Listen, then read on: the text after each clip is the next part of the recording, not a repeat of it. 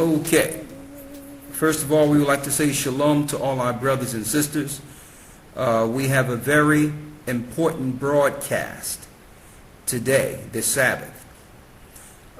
It took us a while to come on because right before we came on, key information was founded. So we had to just double check the information to make sure it was right. And the lesson is still ongoing, but I thought we would give you what we have up until this time. Now the lesson will be based on the times according to the Most High. Also, we're going to give the true understanding on holy days. Now, first of all, the brother name was Jermaine, right? In Florida. First of all, a brother reached out to me that's working under Brother and Elder Fresnel in Florida. And he had some detailed information to relay concerning the times. Now, it was information we went over before, but he's seen a conflict. All right? Now, we're not one, if we see a conflict, we're not going to ignore it and say, well, we know everything. We're going to examine the conflict because the Bible says we see through a glass dimly. And the Most High has given us time under grace to get things correct. Now, while he didn't have all the information, what he did, he went into the calendar to see that it wasn't meshing with the calendar that the Most High gave us from the beginning. And the key things he went into, I had to study. So we went and studied it, and it led us down a path for the last couple of weeks. And it also, it's humbling in a way through the Spirit of the Most High, because the understanding that the Most High bestowed on us through this teaching is opening a window for us to be on the same clock as the Most High and the angels. It's also, we went into the research to show you how and who went through great lengths to separate us from our original calendar and from our holy days. It was a mission by the Roman Empire upheld by the Western worlds today. The Western World Empire. This is of great significance scripturally and religiously. Now, some people might ask, and say, it doesn't matter what time we're in.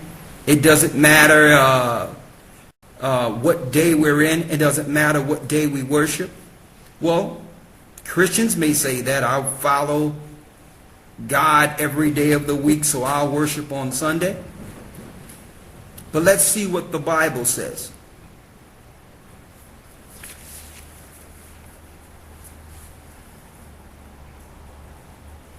Let's go to Hosea, the 6th chapter. So the scriptures we're going into today is to get the right time, or the understanding of time, or who distorted time according to the Most High. Let's get Hosea 6:1. Hosea chapter 6 verse 1. Go ahead. Come, and let us return unto the Most High. Come and let us return unto the Most High. Read. For he hath torn. For he hath torn. And he will heal us. And he will heal us. So the Most High torn us. That's why we're in the condition we are today as a people. That's why the other nations have been ruling over us. He took his hedge from over his people for a time. But he will what? And he will heal us. And he will heal us. Go ahead. He hath smitten. The Most High hath smitten the children of Israel. Go ahead. And he will bind us up. But yet he will bind us up. Read. Verse 2. After 2 days will he revive us. After what? After 2 days will he revive us. After 2 days from the time Christ's crucifixion, or excuse me, from Christ's time on the earth, he was given a time period in which the Most High would begin to bind us up or to awaken us. And that begins with Christ's birth. Read. After 2 days will he revive us. After 2 days from the time of Christ, the children of Israel will begin to awaken from their sleep. All right? What is that 2 days? Hold that and get 2 Peter 3 and 8. It's the book of 2 Peter chapter 3, verse 8. Go ahead. But beloved, be not ignorant of this one thing. Be not ignorant of this one thing. That one day is with the Lord as 1,000 years. And 1,000 years as one day. The Bible says 1 day with the Lord is 1,000 years, and 1,000 years is 1 day. So when it tells us in Hosea, the 6th chapter, from Christ's time, in 2 days will he revive us, it was speaking of 2,000 years. All right? So Satan understands how much time he has to rule within this earth. So we've used technology and linked in with the Roman Empire and the Gentiles to keep us asleep while he planned our demise, which the Bible calls Jacob's trouble. On top of that, they're looking to get into the heavens through the NASA program and the space program and use their technology that was built on earth to actually fight against the Most High. But we know that the Most High and Christ have a trick for him. Let's go to Matthew 24. The book of St. Matthew, chapter 24, 24 and 22. Go ahead. And except those days should be shortened. See that? So originally, he had 2,000 years.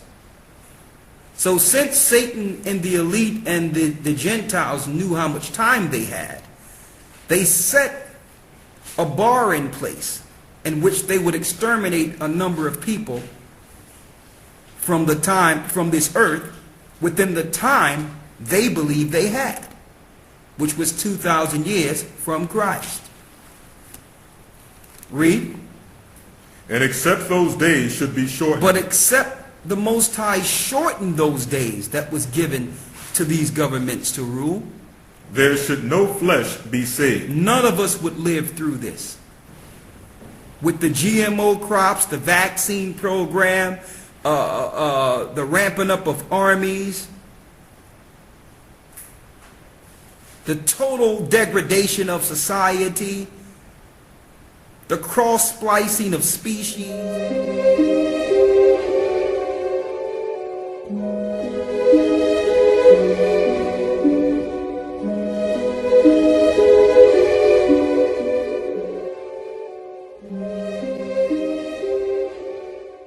The rise of what they call homosexuality, but the Bible called it sodomite and sodomy.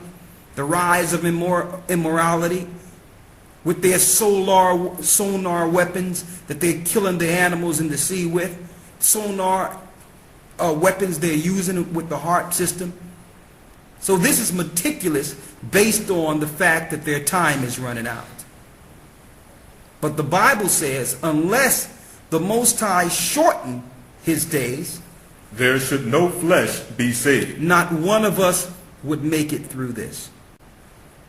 Unless the Most High had grace on his creation and shortened the time, none of us would be left. Read. But for the elect's sake. But for our sake, not for these people's sake that's out there. Not for Christians' sake. Not for Muslims' sake. For his elect's sake. Read. But for the elect's sake, those days should be shortened. He's going to shorten the time Satan have before they utterly destroy us. The Most High have given us grace to give us an opportunity to find out what's going on, to be that the few in cluster that make it through Jacob's trouble. But for the elect's sake, those days shall be shortened. So some may ask out there, well, who's the elect? Let's go to Isaiah, the 45th chapter. This is the book of Isaiah, chapter 45, verse 4. Go ahead. For Jacob my servant's sake, and Israel mine elect. And Israel mine what? Mine elect. And Israel mine elect. So for Israel's sake, those days that Satan or the New World Order, whatever you want to call them people, the Roman Empire, Babylon, the Babylonian, spiritual Babylonians, the Romans, the Roman Catholics, we know their agenda. Their agenda is to eradicate the children of Israel. But our God said that he would shorten their time for our sake. Now, how did they distort the time? How is it we don't know what year we're in, what day we're in, what day we should be celebrating? How is it the whole earth, which was at one point of time, all separated and fragmented into different calendars and different understandings? How is that so? Well, we know that that's the spirit of the Gentiles. And also we know that Satan is over this world, because the Most High is not the author of confusion. The Most High always operated on one clock. There's only one clock. See, but if you can link into that time and be on the Most High's clock, then you can see clearly the deception. See, so what did they do? They set an alternative reality within these cities to program us and to disconnect God's people from the Most High's clock. So to speak, so that you can understand me in layman's term, to cut us off of the Most High's frequency. So that you can understand on a level that I'm speaking. Just like if you're turning a channel on a TV until you get to the right channel, now you're in sync with that particular channel. So they realize that if they can throw off our clock, they could destroy our culture. Why? Our people, the children of Israel, was different than the Gentiles. Everything we did was surrounded around commands to stay on the Most High's frequency. It was embedded within our culture. The time we eat, the time we harvest, the time we deal with holy days, the time, everything. The time that we rest, the time we work, the time we went to worship. Everything was in league or in sync with the heavenly realm. When we were operating, the angels were operating. When we were resting, the angels were resting. When we were sacrificing, yes, there is a temple in heaven. The temple in the earth is only a facsimile or a similitude of the heavenly tabernacle. So everything we did in earth, the angels and the Most High was operating in heaven. When the Gentiles came along, they broke us from that cycle. And when did it happen? Captivity. It happened a little before we were utterly destroyed, and we're going to show you how it happened. First of all, so that we don't put the cart before the horse, what cycle should we be following? Well, the Most High showed Moses, and he showed a great teacher and a great leader before the flood, Enoch. So let's go back to the beginning, before our destruction. As a matter of fact, let's start with Enoch. What we have here, now some may ask, well, who's Enoch? I don't know who Enoch is. Good question. Let's go to the book of Jude. Now, believe it or not, brothers and sisters, we can have a complete dissertation for about 3 hours on Enoch alone. Go to the book of Jude and read the 14th verse. The book of Jude, verse 14. Go ahead. And Enoch also the seventh from Adam prophesied of these, saying, Behold, the Lord cometh with 10,000s of his saints, to execute judgment upon all, and to convince all that are ungodly among them of all their ungodly deeds which they have ungodly committed, and of all their hard speeches which ungodly sinners have spoken against it. You can read this same verse in the book of Enoch, chapter 1, verse 9 on down. To prove to you, the disciples of Christ was reading the book of Enoch. So you must ask yourself a question. If Jude, a disciple of Christ, knew of Enoch, of course, Christ knew of Enoch. These were records of the Hebrews. We have a book of Enoch here. Why? Because it's the records of our forefathers. Now, the Roman Catholic Church will tell you don't read Enoch. And there is records of Enoch that's not legit. And they did that on purpose to keep you away from the original translation that was found in the Qumran caves. So I would suggest you stay with the original record, which is Enoch 1, translated out of R.H. Charles if you're going to read the record. All the others have been tainted. All right, that's number one. It's a record of the Hebrews. Now, why is it the Roman Catholic Church don't want you to know about Enoch? Well, in a nutshell, go to Hebrews 11 first. Hebrews 11 and 5. It's the book of Hebrews, chapter 11, verse 5. Go ahead. By faith Enoch was translated. By faith Enoch was translated. This was before the flood. Go ahead. That he should not see death. That he should not see death. And was not found, because the Most High had translated him. He was not found because the Most High did what? Had translated him. The Most High translated him. So some may ask you, well, what happened to Enoch? What do it mean he was translated? This was before the flood. Now, I'm going to tell you why the Roman Catholic Church and your Christian church don't want to talk about Enoch.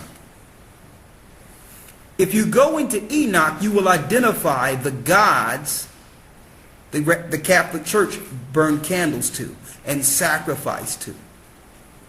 They follow the fallen angels, and the knowledge they have to get their technology came from fallen angels and their children.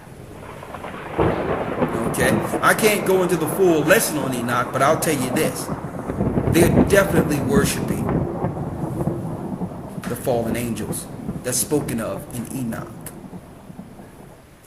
On your Paramount pictures, when you see the stars coming out of heaven going around the mount, Enoch speaks of that. It's the angels coming to the earth to land on Mount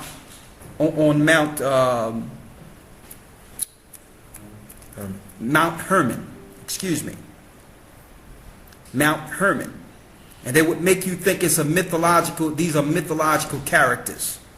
That before the flood there was all these different animals and different Tyrannosaurus Rexes and all these things. These were animals, crossbred animals.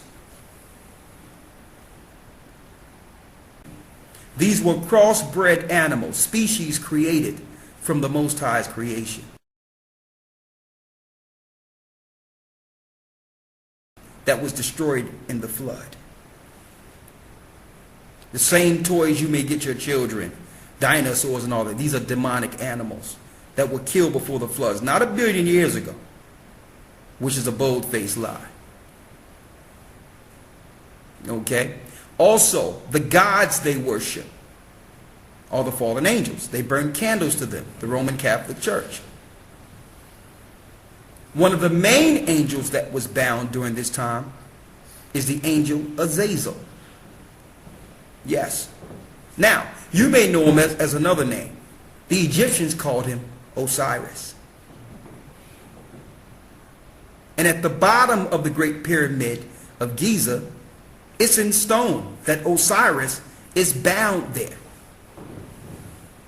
Enoch speaks of this that the angel Uriel, the angels came down and bound him in the desert Dudael. The pyramid, the great pyramid of Giza, was built before the flood. And it's a time stamp.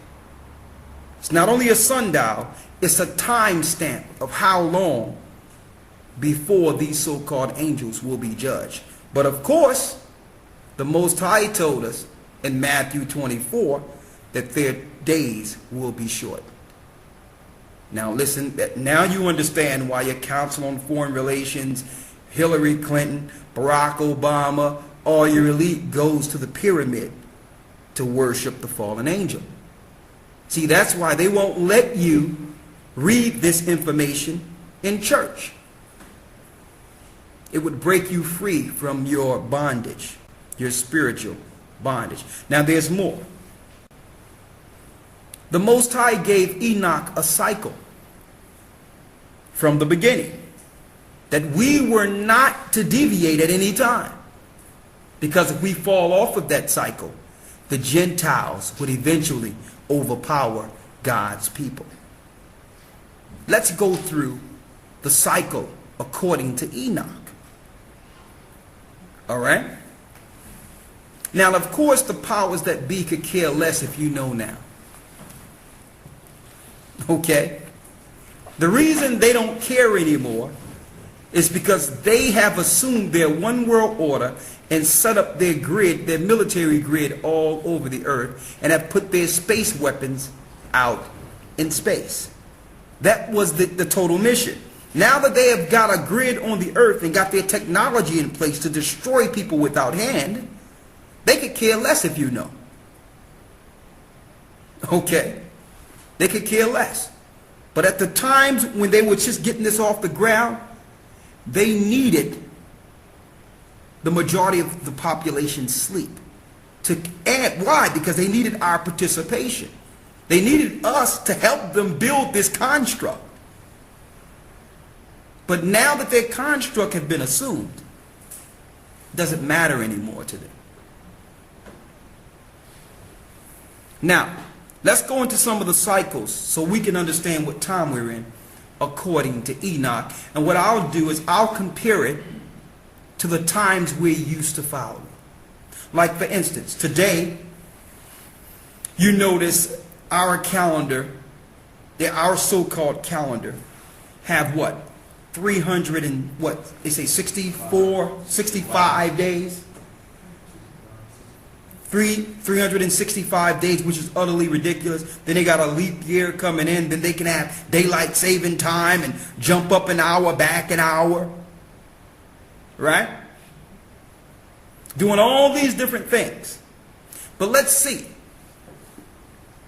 what time it is according to the Bible. Now, of course, we had to refer back to Enoch because it says by faith, Enoch was translated in Hebrews 11 and 5. That he should not see death, and was not found because the Most High had translated him. And before this translation, before the Most High took him into the heavens to tell him the judgment of the fallen angels, he had this testimony that he pleased the Most High. And for those who think that the Most High is not setting up man to judge these same angels, Paul said the same thing. Know ye not that ye will judge angels? What angels? The fallen angels. And they're still fallen. Okay? Of course, the news programs are lying to you. So when something is coming into our atmosphere, they'll tell you it was a meteorite. Okay? These are fallen angels. Now, let's go into it.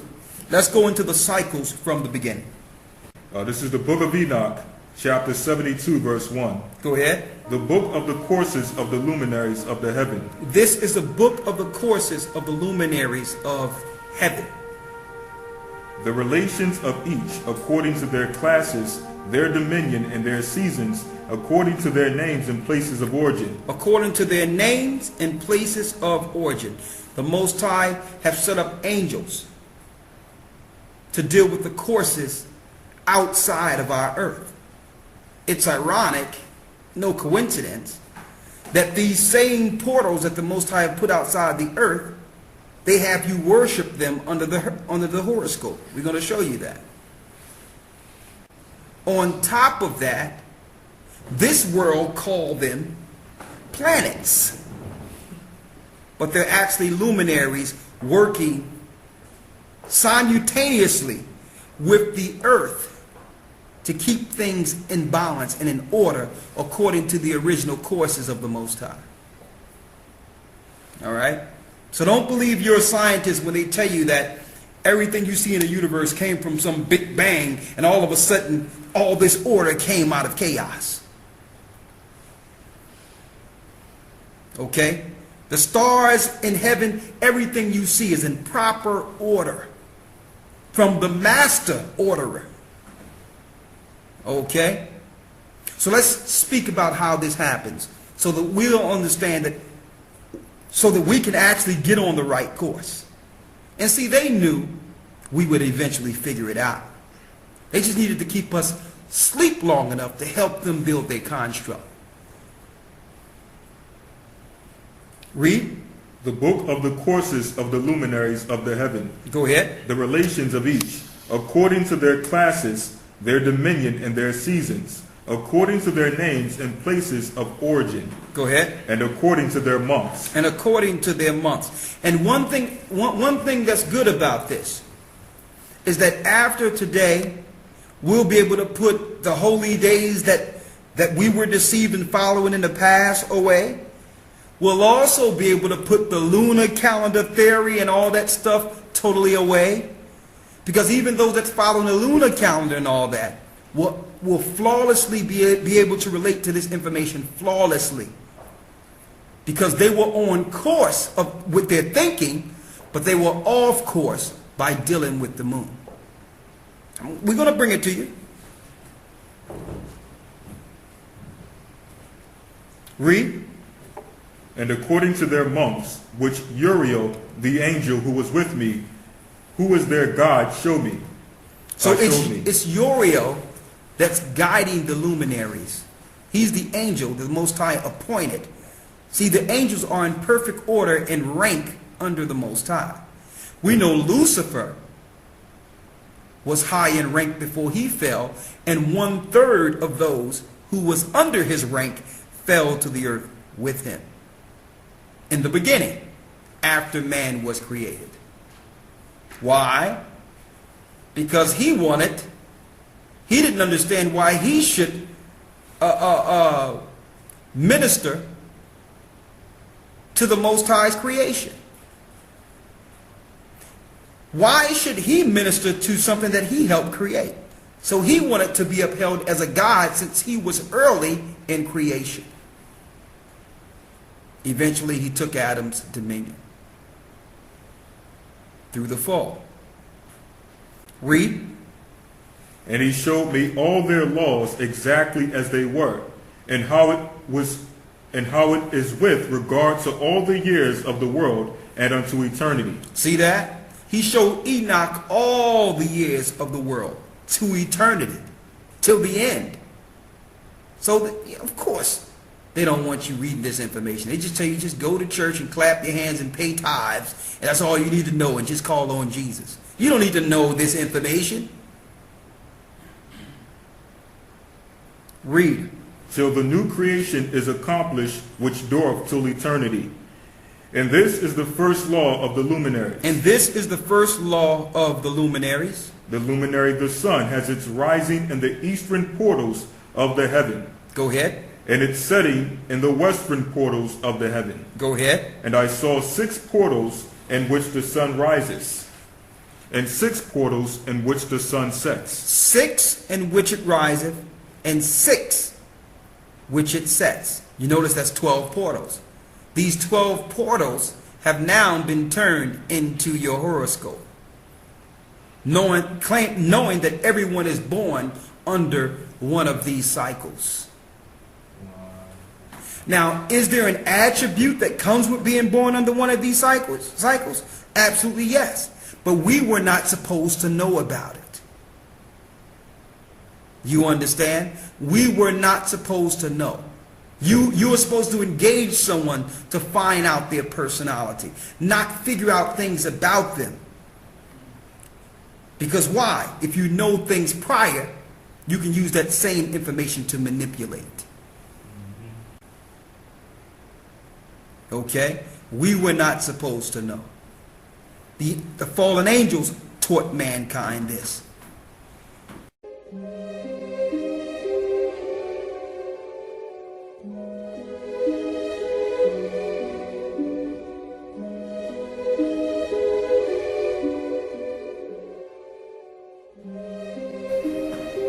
And therefore, they could use psychology to urge people to do the thing, do the will of Satan.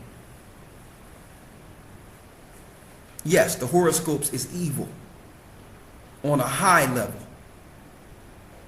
Is it true with the attributes? Absolutely correct. But we're not supposed to deal with it. It's necromancy. Go ahead.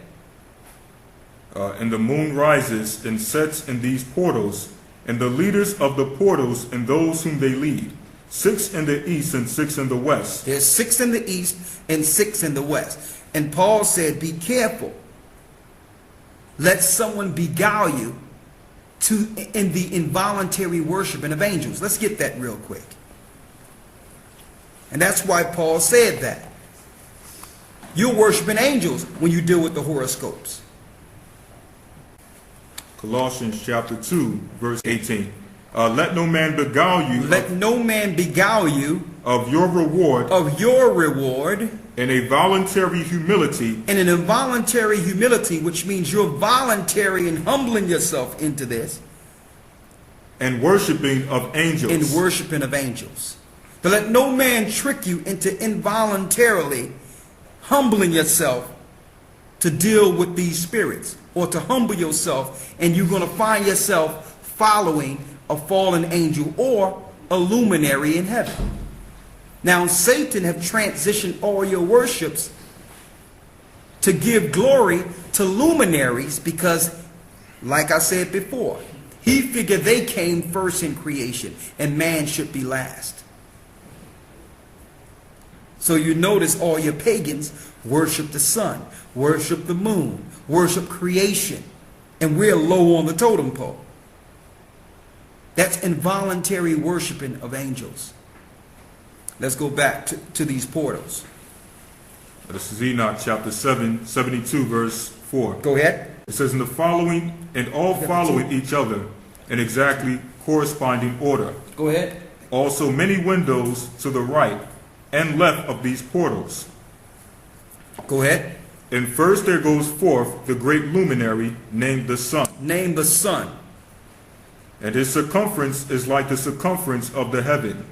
And he is quite filled with illuminating and heating fire. Now you notice it's calling the sun a he. Read. The chariot on which he ascends, the wind drives. Go ahead. And the sun goes down from the heaven and returns through the north in order to reach the east. And is so guided that he comes to the appropriate portal and is the fourth, and shines in the face of the heaven. Go ahead.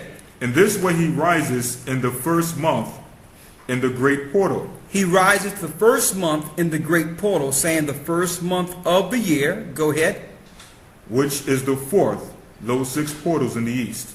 Go ahead. And in the fourth portal from which the sun rises in the first month are 12 window openings. Go ahead. From which proceed a flame.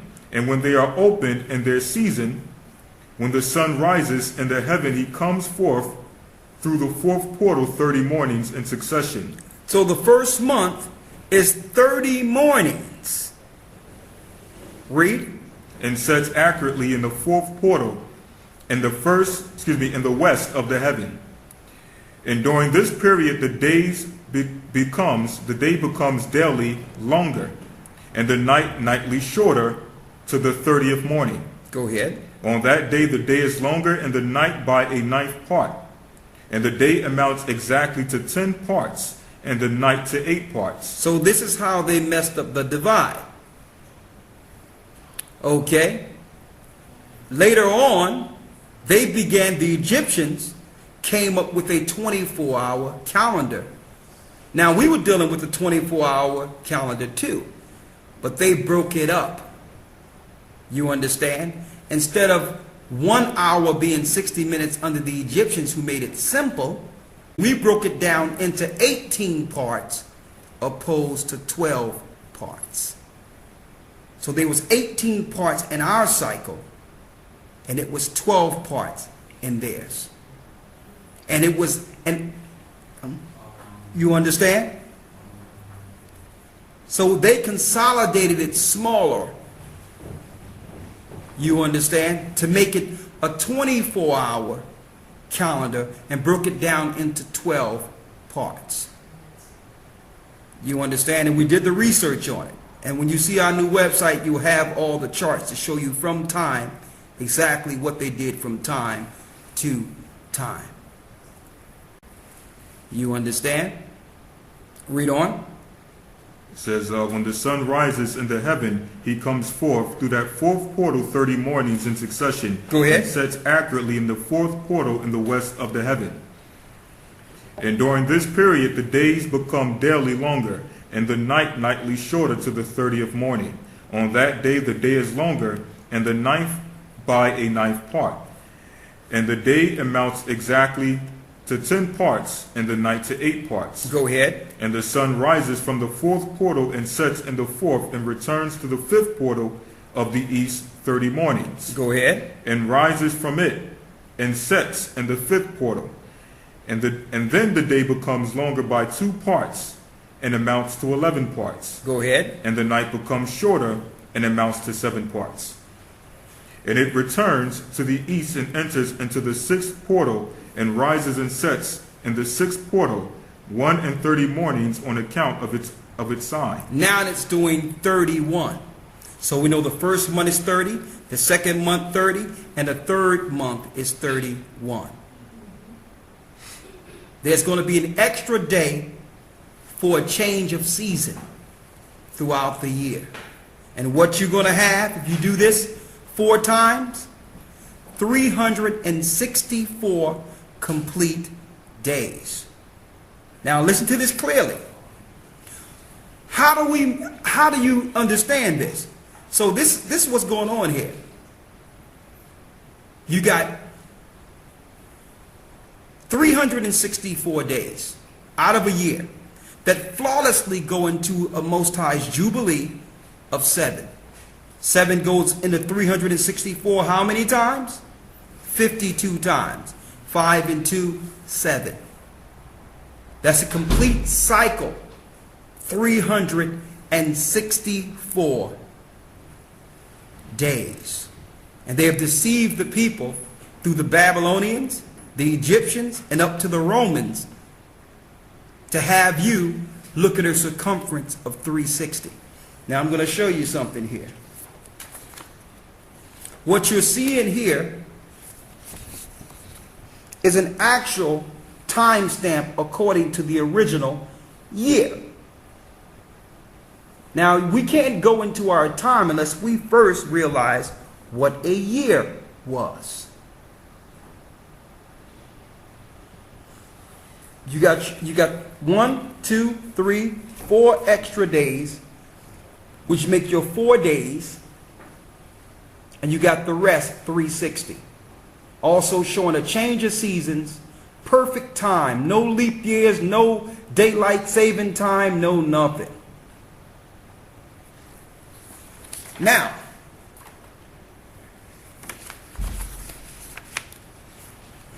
finish reading because there's a few other things we have here that I need to break down so we can go into the culprits who lied to us and gave us a false clock. Go ahead. It says,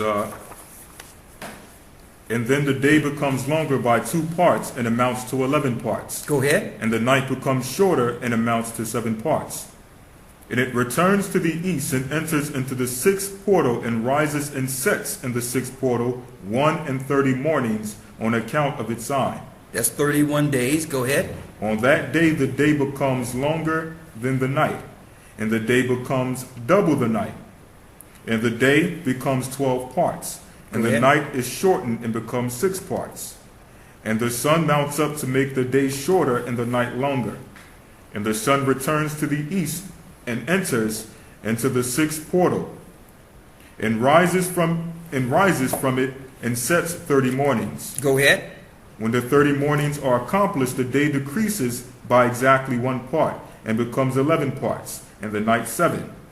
And the sun goes forth, and from that sixth portal in the west, and goes to the east, and rises in the fifth portal for 30 mornings. Go ahead. And sets in the west again in the fifth western portal. Now we're going into the fall time. Go ahead. And that day the day decreases by 2 parts, and amounts to 10 parts, and the night to 8 parts. And the sun goes forth from that portal, and sets in the fifth portal of the west, and rises in the fourth portal 1 mornings on account of its sign, and sets in the west. On that day the day is equalized with the night, and becomes of equal length. Go ahead. And the night amounts to 9 parts, and the day to 9 parts.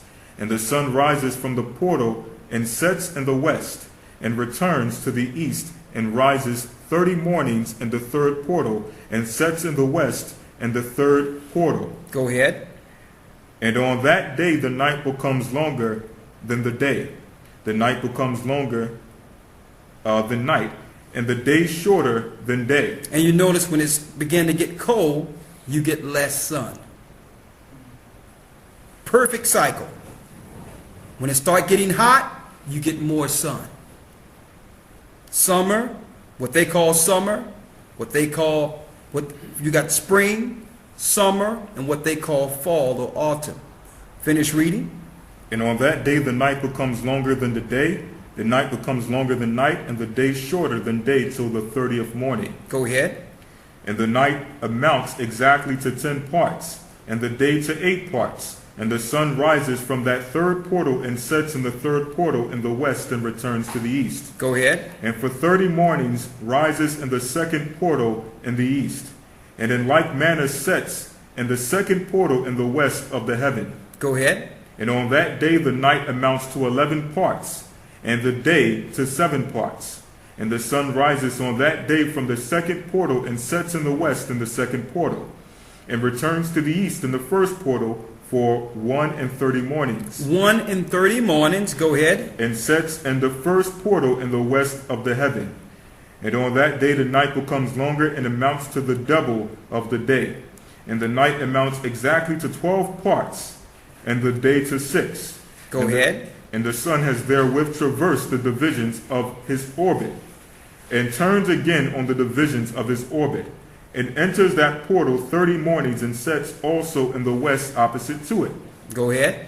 And on that night has the night decreased in length by a 9th part, and the night has become 11 parts, and the day 7 parts. And the sun has returned, and entered into the second portal in the east, and returns on those his divisions of his orbit for 30 mornings. Go ahead. Rising and setting.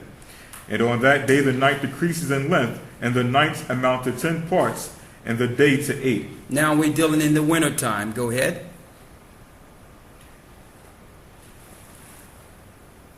Go ahead. And on that day the night decreases in length, and the night amounts to 10 parts, and the day to 8. And on that day the sun rises from that portal, and sets in the west, and returns to the east, and rises in the third portal for 1 mornings, and sets in the west of the heaven. On that day the night decreases, and amounts to 9 parts, and the day to 9 parts. And the night is equal to the day, and the year is exactly as to its days 364. And the length of the day and of the night, and the shortness of the day and of the night arise. Through the course of the sun these distinctions are made. They are separated.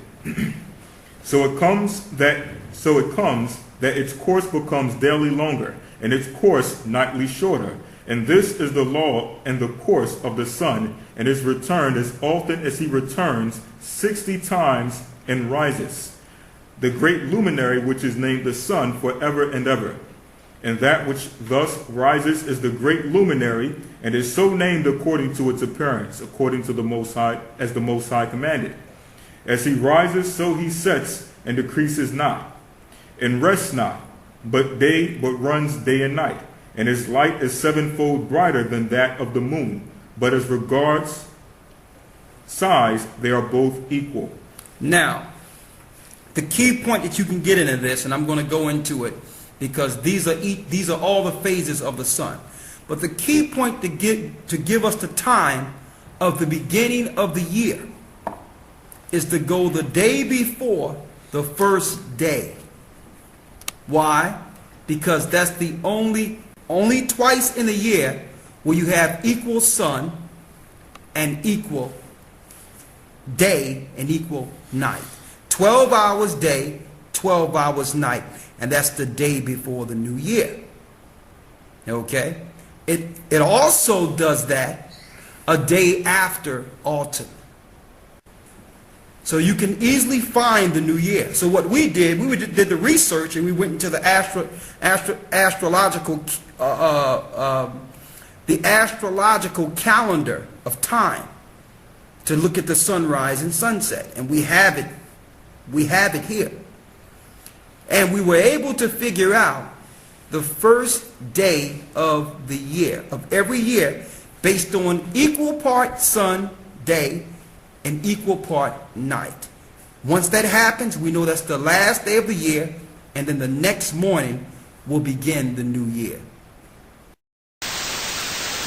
The Naval Observatory website. Now, the reason why we go to this website is because when it comes to when time comes in, it's more accurate than any other calculation you can get. Of course, sometimes it may be a minute or two off in certain instances, but it's still closer than any other calculation you could have. All right? So what we do is we go to the data services and we hit rise. We hit rise and set twilight table. That's the table we're at here. You go data services, rise and twilight table for an entire year. And you click on that, and that takes us to the page we're at. We're here, all right? You go down to Form B, right here. Why? Because we're not calculating from the United States. We're calculating worldwide. Okay? Worldwide. See? Locations worldwide. All right? Now, where will we be calculating from? Mount Sinai. See? So in order for us to calculate and get some specifics for Mount Sinai, being that there's no calculation from Mount Sinai itself, we must put in the degrees. So, we're going east. Now, check out the degrees we must put in longitude. You got it. 33 degrees. See? All right.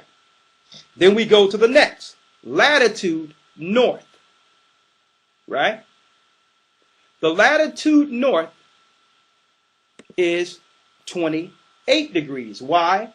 Because we're coming 2 hours east of Greenwich. See? There's a calculation from Greenwich that's near or 2 hours in proximity of time that close to Sinai. So we put that latitude north 28 degrees 2 hours east of Greenwich, right? Now we did this last year and did a calculation for 2013. So let me give you that first. Right?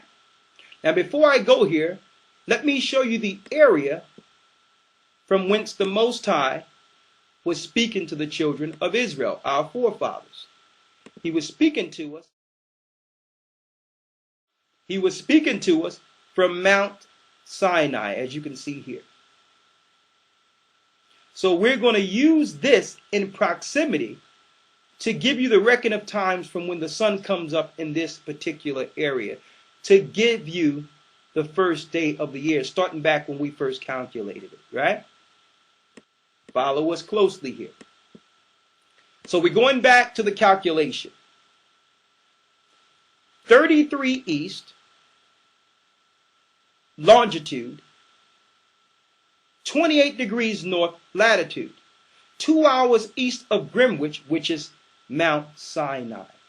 Then after that, you hit compute table. All right? Now, this is what we got last year for 2013 for Mount Sinai. Now, what's great about this is if you do have a computer, have a printer hooked up to it, you can just print it out and look at the calculations there. What we're going to do is we're going to look at March, seeing when the sun rise and the sun set. See that? So I'm going to go to about right here. And I want y'all to see something here. Look at this here. Look at here on the 17th of last year. The sun rose at 5:57. See that? 5:57 in the morning, and it set 5:57 in the evening. That's an equal 12 hours, right? Some people might say, well, the first day of the year was the 17th. Well, no. When you go back one day, we got the 16th here, right? Yes, the 16th. Exactly. So it's not the 17th, it's the 16th. Let me correct that. As you can see, the 16th, let me highlight it here because these lines are small. Excuse me. Let me get it so they can see it. 16th of last year. 5:57, 17:57, right? And when was the Passover last year? I mean, when was the first day of the year last year? March 16th, right? 12 hours, right? But look at the 12 hours right here the day before. 5:57, which gives us the 12 hours part night and the 12 hours part day coming into sundown. You see that? And that's why last year it was the 16th. See? The night before then, 5:57 is when the sun set. So from 5:57 here, the sun set for the last day of the year. And it rose 5:57 going into what? The first day of the year. Equal parts night, equal parts day. Now, they fooled the world. They made everyone believe that it was the regular vernal equinox. The Romans lied and told people that the sun rise for the new year of spring March 20th. And if you believe that, it would automatically make you believe that the Sabbath falls on a Tuesday. Right? But it don't. We did the research and realized March 20th, the day before, doesn't give you equal day and equal night. It don't give you 12 hours light, 12-hour darkness. And then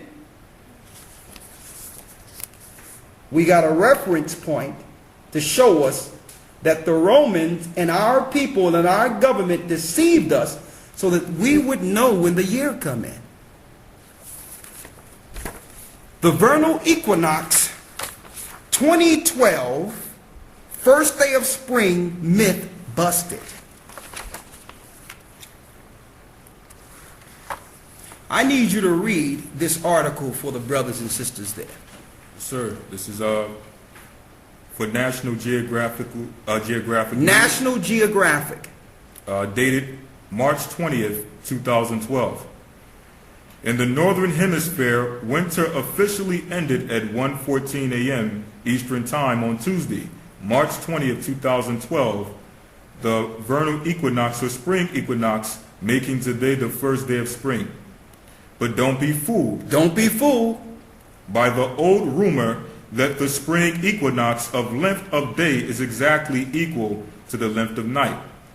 The true days of day and night equality always fall before the vernal equinox. See that? Same thing as Enoch told us. Now they put this in where? The National Geographic. Now, how many of our people read the National Geographic? Now tell the truth. They lie to you. They set up a new spring so that you will never know the first day of the year. That's number one. But we did the calculations and we know exactly when it is. On top of that, I thank the Most High because guess what? Our Sabbaths fall right on top. Every Friday to sundown and Saturday to sundown is the Sabbath, and it never changed since the beginning because the Most High stayed on a cycle of 7. They never changed that. But they changed the vernal equinox so we wouldn't know the time. And if you go off of their vernal equinox, you'll believe that the Sabbath is Tuesday. And see, and this is why the Christian church say, listen, well, we don't care what it is. They done did so much switching around, we're just going to go on Sundays. But now they're not going to have any excuse either. Because we're going to show you that we're on the right time as far as the weekly cycle. The 7-day cycle. So our Sabbath is flawless. Okay? Which means when that first day come in, we count 7 days. It's Friday sundown to Saturday sundown. And it does that for a 364-day cycle. For 52 weeks flawlessly. Finish reading. It says, but don't be fooled by the old rumor that the spring equinox, the length of days, is exactly equal to the length of night. Go ahead. The true days of day-night equality always falls before the vernal equinox. Always fall before the vernal equinox. And if you go on any of the astrological NASA sites, they will point you to March 20th on purpose. You have to actually go and put the coordinates in yourself. And then look at each time stamp to know when there's equal day and equal night, 12 hours day and 12 hours night. You will see it. You will see the sun rise at a certain time, 5:49, and it'll set at 5:49. You know you got 12 hours day, you know that's the day before the new year. We even researched the coordinates to put in, straight from Jerusalem, and we did it from Mount Sinai. And we're going to give you all the site in which you can actually look at it yourself. Okay? Now, it's important that we be on the right time. And I'm going to show you why a little later. They knew that if we were on the Most High cycle and stayed on his frequency, that the Most High would operate with his people like he did in the past. Okay? The only way you can get anything in this world if you operate on Satan's frequency. You understand? But there's another, and I'm putting this in verbiage or terminology you and I understand. There's another frequency that circumvents this plane. Finish reading what you have. It says, the true days of day-night equality always falls before the vernal equinox. Always fall before the vernal equinox. Read. And after the autumnal or fall equinox. And there's one that happens right after the fall equinox. Even day, even night. Go ahead. According to Geoff Chester, a public affairs specialist with the U.S. Naval Observatory in Washington, D.C. Exactly when it happens depends on where you are located on the surface of the earth, he said. By the time the center of the sun passes over the equator, the official definition of equinox, the day will be slightly longer than the night everywhere on earth.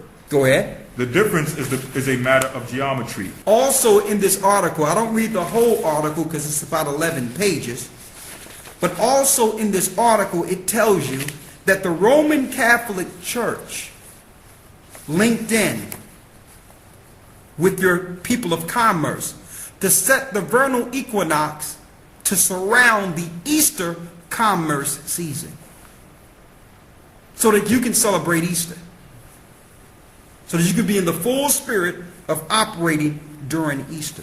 That's what it's all about. It wasn't about the time. It was to set everything up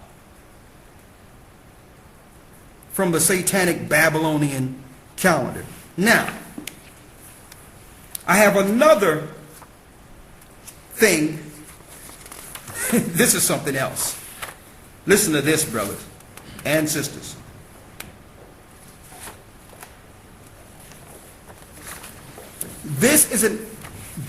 What I'm about to read to you, the reference is the Hiphosteo Book of Thebes, Book 1, Volume 6. Because I needed some history on who came along and brought us this mess and had us go on another calendar opposed to the Most High's calendar. Now, if you want to know about some calendars, hey, I got all the Roman calendars for you here. All right? You talking about some madness and why the Most High wanted us to be on our day. I mean, they have some calendars where it's 8-day weeks. They got some 9-day weeks. They have some 7-day weeks. I mean, you talking about some crazy mess from the Romans. I went through all their calendars and realized that the Most High said a foolish nation will rule over us. They have it where they don't even know what time it is no more. Okay?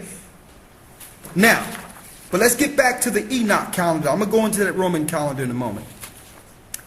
But here's some information about what they did and how they were able to move us from following the right time of year 364 days. All right? I need you, hold up. I don't want to put the cart before the horse. Let's hold this. Let's hold this for a moment. Let's get the book of Jubilees. Before you get the book of Jubilees, let's get 2nd Ezra, the 14th chapter, to verify that the book of Jubilees is authentic.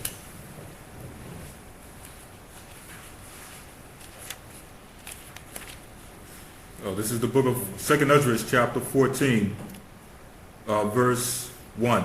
Go ahead. And it came to pass upon the 3rd day, I sat under an oak tree, and behold, there came a voice out of a bush over against me, and said, Esdras, Esdras. And I said, Here am I, Lord. Here am I, Lord. Go ahead. And I stood upon my feet. Then said he unto me, In the bush I did manifestly reveal myself unto Moses. In the bush I manifestly revealed myself unto Moses. Go ahead. And talked with them when my people served in Egypt. And I sent them and led my people out of Egypt. So this is the same God speaking to Esdras that spoke to Moses, the God of the Hebrews. Read. And brought him up to the mount of Sinai. Go ahead. Where I held him by me a long season. Where I held him by me a long season. And told him many wondrous things. And showed him the secrets of the times. And showed him the secrets of the times. Now, Ezra seen the secret of the times. And he's telling Esdras how long we have according to the time that Esdras was on the earth. He says the time is broken down into 12 parts. Now I've done many lessons on those 12 parts to show us how much time we have. And if I have time in this lesson, I'll go back, I'll just do a refresher on the 12 parts. But the key point I'm bringing out of Esdras is that the Most High showed Moses the secrets of the times. But yet you can't find that in the Bible. Why? He told Moses to hold some things and to hide some things. Read it. It's going to show you that. Read it. 2nd Ezra, chapter 14, verse 5. And told him many wondrous things, and showed him the secrets of the times. Secrets of the times. And the end. And the end. And commanded him, saying, These words shalt thou declare, I'm going to give you some words to declare, and that's what we see in our first 5 books of Moses. Read. In these shalt thou hide. And these shalt thou what? In these shalt thou hide. And that's why you haven't been given from your churches the book of Jubilees. What's Jubilee? A 7. So when the Most High did his creation in a cycle of 7, that would be the cycle until eternity, until the new creation. Everything would work off of 7 so that you cannot forget the Sabbath. First day is Sunday, or what they call Sunday, but it's really 1. And the last day is 7. On and on and on and on until the end. It's that simple. So there's no excuse for a Christian to pop up today and say, well, I don't know what day the Sabbath is. Well, you got 364 days in a year. Okay? You divide that by 52. You got 52 Sabbaths every year. Right on point. So you can't make an excuse to say no one knows when the Sabbath falls. The Most High is not the author of confusion. 7 goes into 364 52 times. 5 and 2, 7. The Most High have always worked on the cycle of 7. All right? Now, finish reading what you have there. I need you to go in the book of Jubilees, because Jubilees was showed to Moses the end.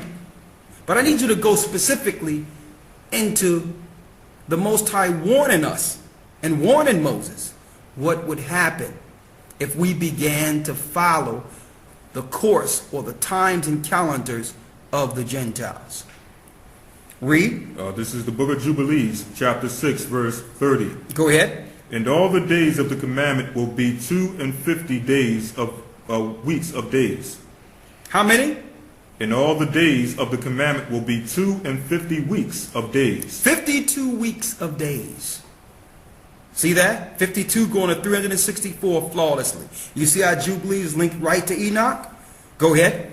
And these will make the entire year complete. And this will make the entire year complete.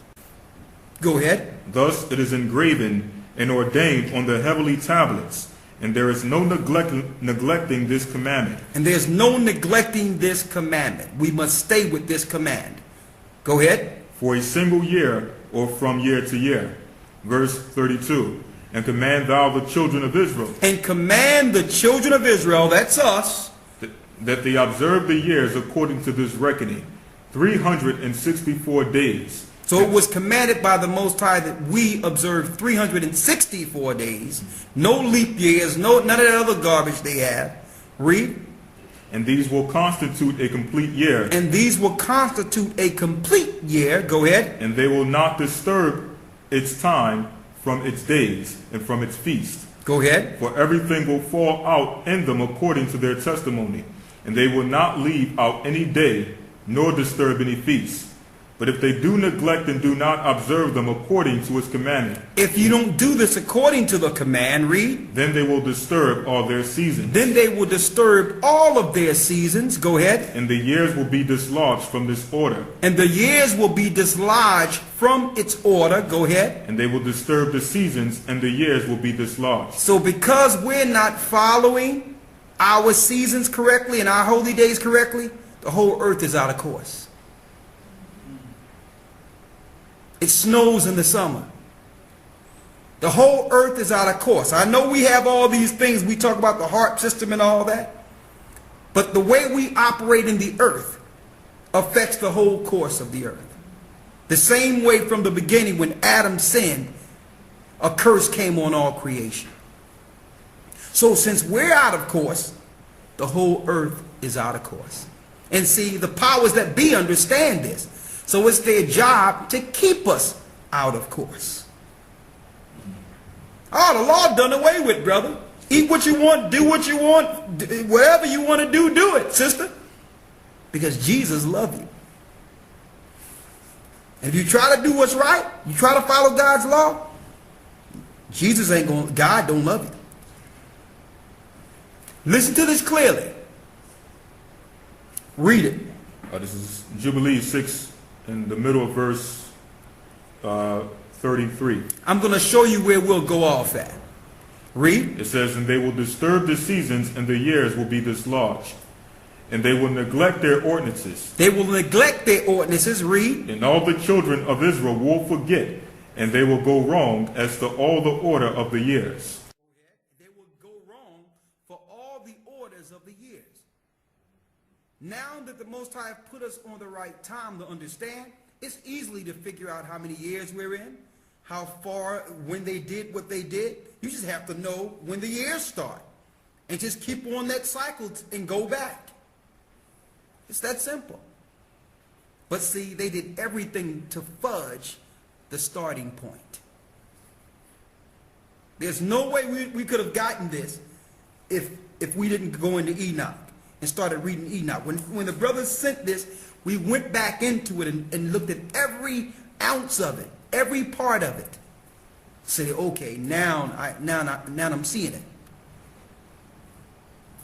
I'm going to show you something here. Remember last week I said, man, there's no one out there following the holy days it's an ignorance, but it wasn't no one out there following according to the course, including us. Okay? Because you can only follow what you're exposed to, what you know. But when the understanding comes, you must apply it and then go tell the children of Israel.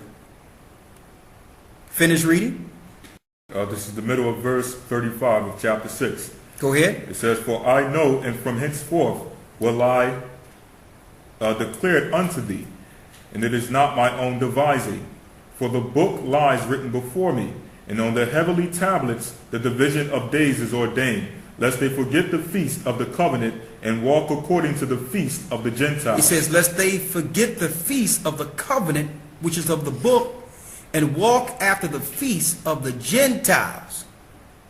Christmas, Easter, Thanksgiving. You think all these things fall by chance?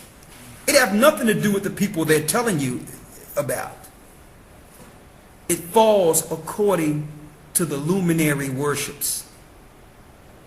It falls according to the Babylonian and Egyptian way and the Roman way. Their customs following fallen angels and demons. Finish reading.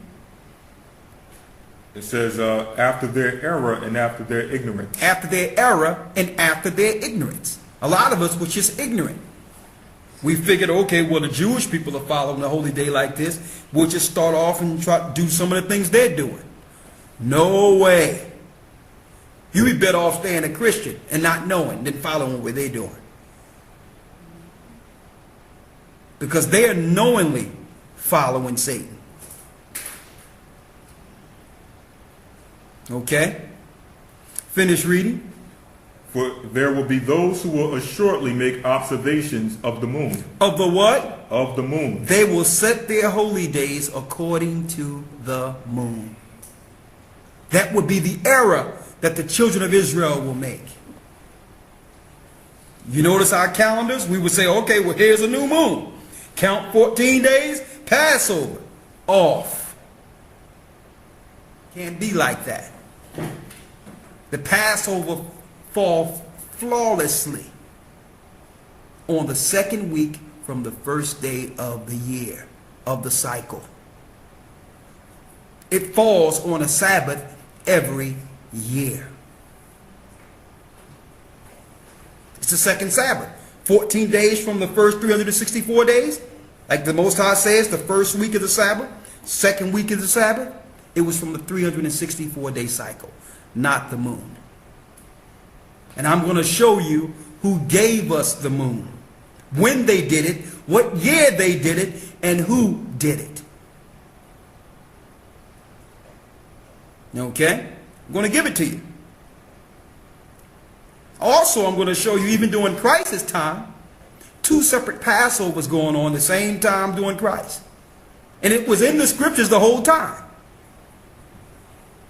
2 separate Passovers.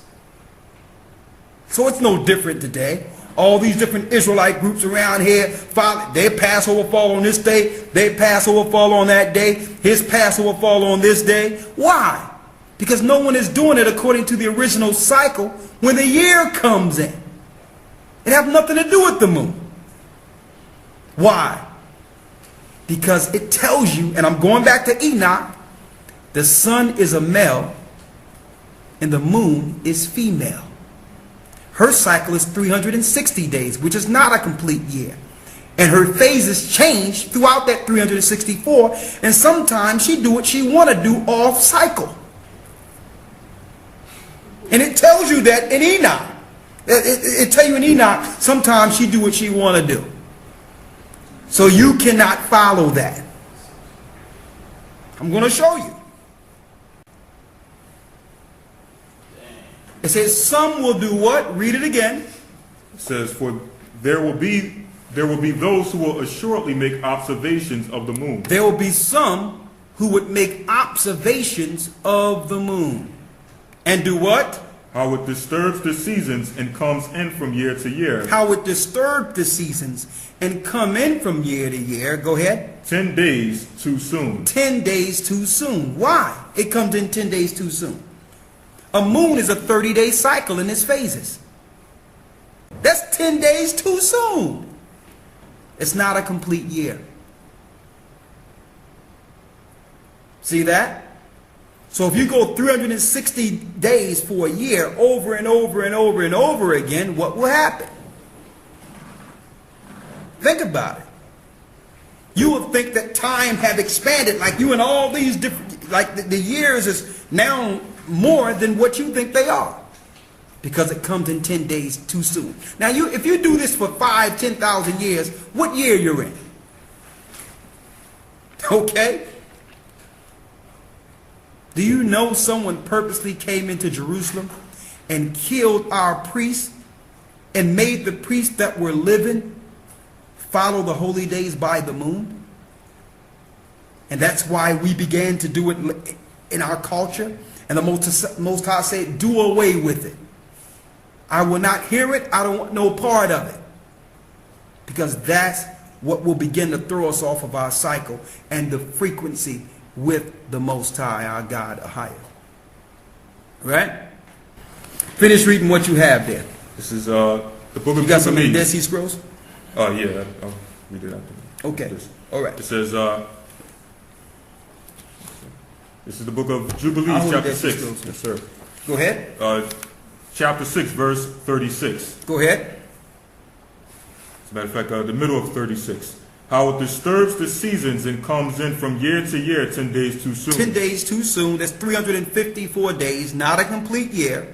Go ahead. For this reason, the years will come upon them when they will disturb the order and make an abominable day, the day of testimony. See that? By following the moon, we make an abominable day, the days of testimony. Read. And an unclean day, a feast day. And an unclean day, a feast day. See that? That's crystal clear. We've been following what they've given us. What our teachers have taught us. We've just been following it.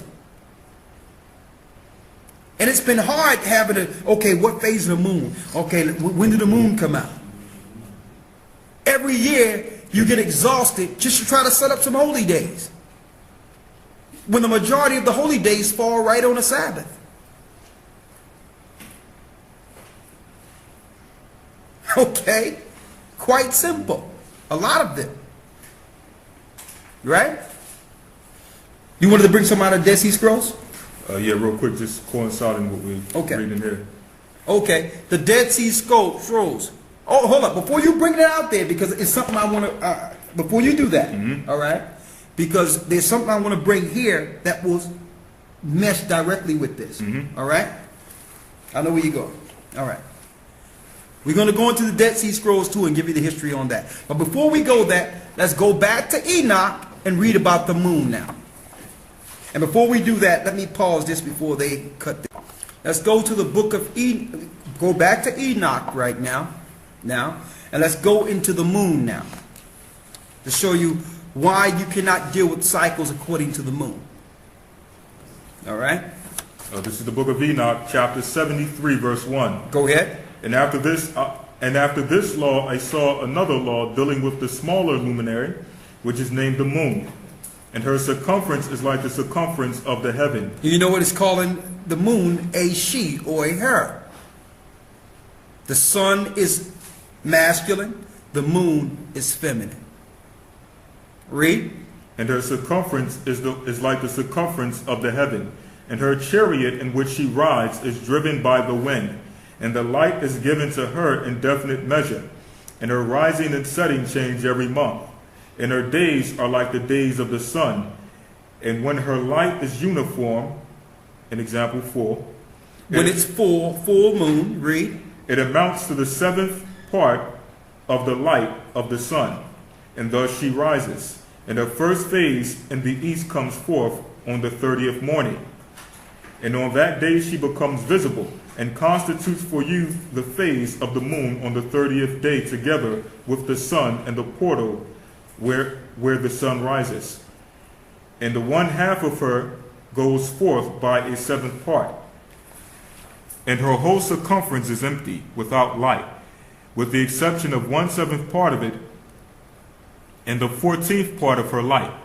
And when she receives 1/7 part of the half of her light amounts to 1/7 part and the half thereof. And she sets with the sun. And when the sun rises, the moon rises with him, and receives the half of 1 part of light. And in that night, and the beginning of her morning, and the commencement of the lunar day, the moon sets with the sun and is invisible, that night with 14 parts and a half of them. And she rises on that day with exactly a 7th part, and comes forth and recedes from the rising of the sun. And in her remaining days she becomes bright, and the remaining 13 parts. Chapter 74, verse 1. And I saw another course, a law for her. And how according to that law she performs her monthly revolution. And all these Uriel, the holy angel, who was the leader of them all, showed to me in their positions. And I wrote down with their positions as he showed them unto me. And I wrote down their months as they were. And the appearance of their lights till 15 days were accomplished. In single 7th parts she accomplishes all her light in the east. And in the single 7th parts accomplishes all darkness in the west. In 2 months the moon sets with the sun.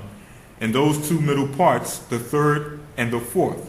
She goes forth for 7 days and turns about and returns again through the portal where the sun rises, and accomplishes all her light, and recedes from the sun in 8 days, enters the 6th portal from which the sun goes forth. And when the sun goes forth from the 4th portal, she goes forth 7 days until she goes forth, and from the 5th and turns back again in 7 days, into the 4th portal, and accomplishes all her light. And she recedes and enters into the 1st portal in 8 days. And she returns again in 7 days into the 4th portal from which the sun goes forth. Thus I saw their position, how the moon rose and the sun set in those days. And if 5 years are added together, the sun has an overplus of 30 days. And all the days which accrue to it for one of these 5 years, when they are full, amount to 364 days. And the overplus of the sun and the stars amount to 6 days. And in 5 years, 6 days every year come to 30 days. And the moon falls behind the sun and stars to the number of 30 days. And the sun and the stars bring in all the years exactly, so that they do not advance nor delay their position by a single day into eternity, but complete the year with perfect justice in 364 days. In 3 years there are 1,092 days, and in 5 years 1,820 days, so that in 8 years there are 2,912 days. For the moon alone, the days amount in 3 years to 1,062 days, and in 5 years she falls 50 days behind. As you can see, the equations are done for you to flawlessly see what year you're in. Just take it 5 years at a time according to the cycle, or 10 years at a time according to the cycle. You didn't have to deal with the moon at all, because the moon come up short, and it shows you this. You have to deal with the cycle of when the year comes in. Now, like I was mentioning earlier, before you read what you have here, all right? Matter of fact, go ahead and read this here, because I'm going to go into who injected this moon calendar into Israel's society, into our people's society. Up until these others came into our lives and began to destroy us, we followed a regular 364-day cycle. Every 7 days was the Sabbath. When the beginning of the year would come in, the first week was the Sabbath, the second week was the Passover. The next weekend was the Passover. It was that simple. It's not hard. The 14th day of the month. It's that simple. Okay? Finish reading what you have in the Qumran caves. This is the Dead Sea Scrolls, page 347 in the title. Now the reason he's able to give you the Dead Sea Scrolls here is because the Essenes, whom the Most High put a spirit on to escape the hands of those who was trying to oppress us, went out into the sticks and began to scribe our records and put them in earthen clay and bury them in case the other nations destroy us. So they found this record in the Qumran caves near Ethiopia. So the Most High put a spirit on the Essenes to actually record the original calendar, to describe all, they scribed all of our records. Even the extra records.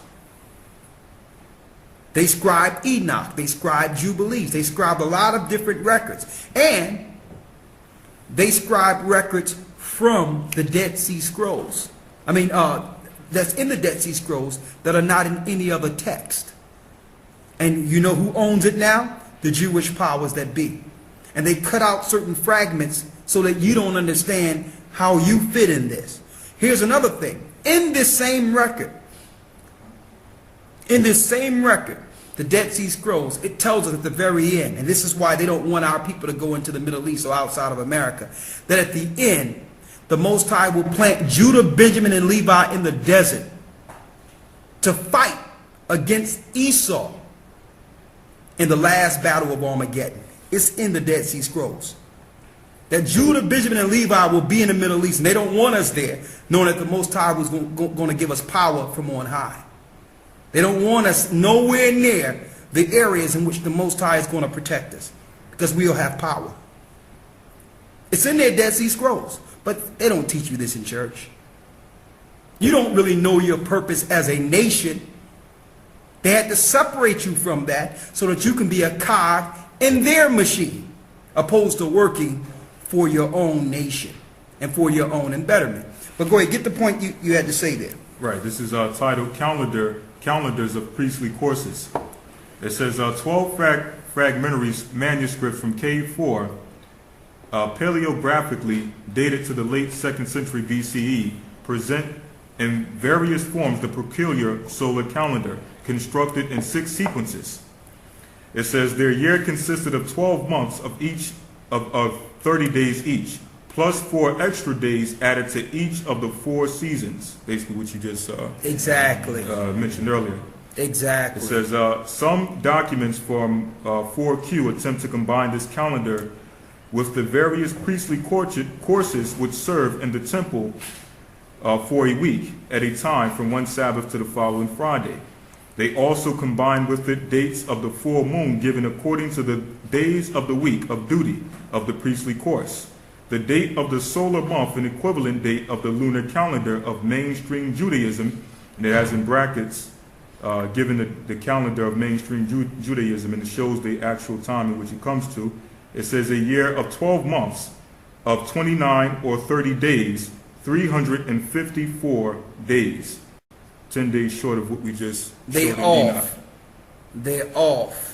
354 days. And also I did the research even on their Passover. You know what the Passover the Jewish people have? They go off of the first, listen to this, the first full moon after the spring equinox. I did it last year. I looked it up from last year, April 6th, full moon. That thing with the werewolf and all that, they into all that. Okay, they feel they get certain power with the full moon. The Gentiles deal like that. Don't forget, Romulus and Remus, the two children who they claim was children part Nephilim, or what they would call part demigod, was reared by a she-wolf. Okay? That they sucked from a she-wolf and gained power. And they howled at the moon. This is what they dealt with. Now, when they started injecting their holy days and started coming against us, eventually we began to deal with the phases of the moon opposed to the regular new year. Now, I know this is probably going over a lot of people's head, and that's fine. Sit back and study it, because a lot of you are fairly new. But understand that there's a great significance, because don't forget, the Most High promised us before, when we were in captivity, He promised us that He would begin to show Himself to us. He would begin to give us back our knowledge, our language, our understanding, our holy days.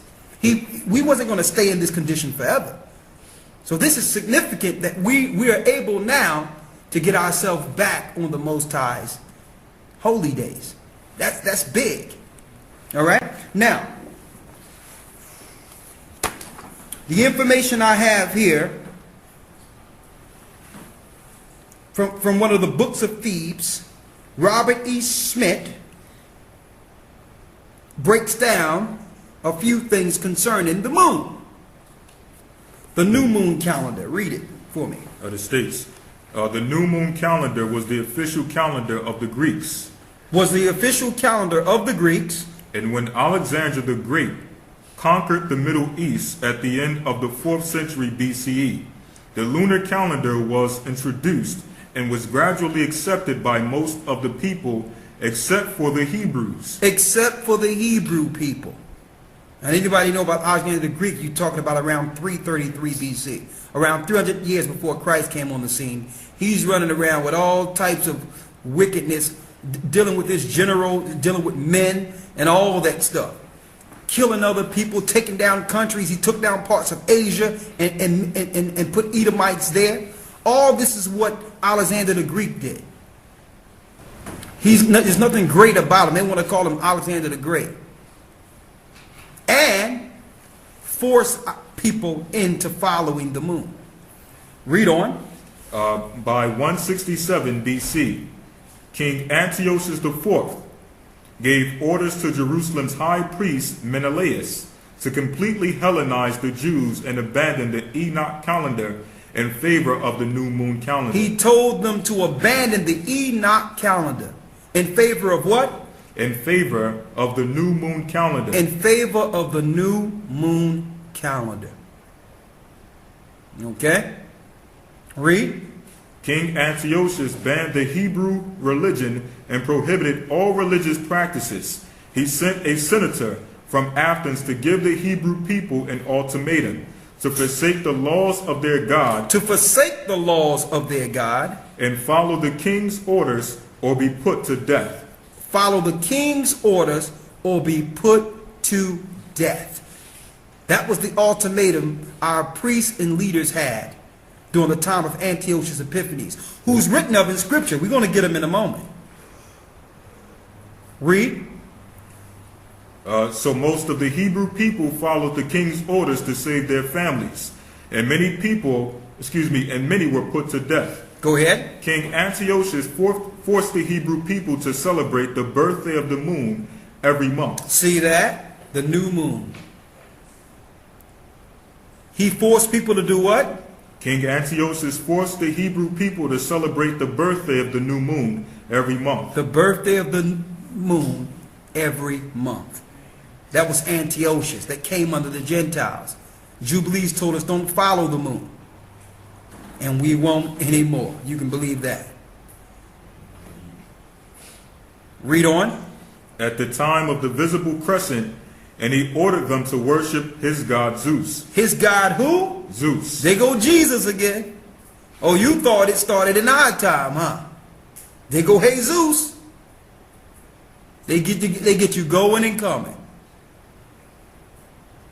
Read. When he dedicated the temple in Jerusalem to Zeus, the Lord of heaven, Baal-Shemen, and began sacrificing swine and making abominable offerings on the altar. And they started sacrificing swine in the altar. And you know where you can read that at? You can read that in this book right here. Oh, it's all tore up. The Josephus, the war of the Jews, when the Edomites began to war against us, Antiochus Epiphanes came in to change our times and laws. Edomite. Today he will be called Jewish. All right, and that's why they follow the phases of the moon for all their holy days. Do you know that they got a holy day after the Passover, the month afterwards? They got a holy day called the Jewish Mysticism Day. What is that? Do you know that's a holy day from Jewish people? Look it up. Jewish Mysticism Day. What's this? They got holy days none of us have ever heard of. And they make the Christians believe that they're the Jews, they're the people that's following God's law. No. You talking Harry Potter here. You talking straight sorcery and witchcraft. All right? They're following the same days they've been following under ancient Greece. Before that, they took it from ancient Babylon and ancient Egypt. Ancient Greece, ancient Rome. They follow the same practices and just giving it Hebrew names and trying to color it with Passover. Then they got 1 month. They say the first month is the month Nisan.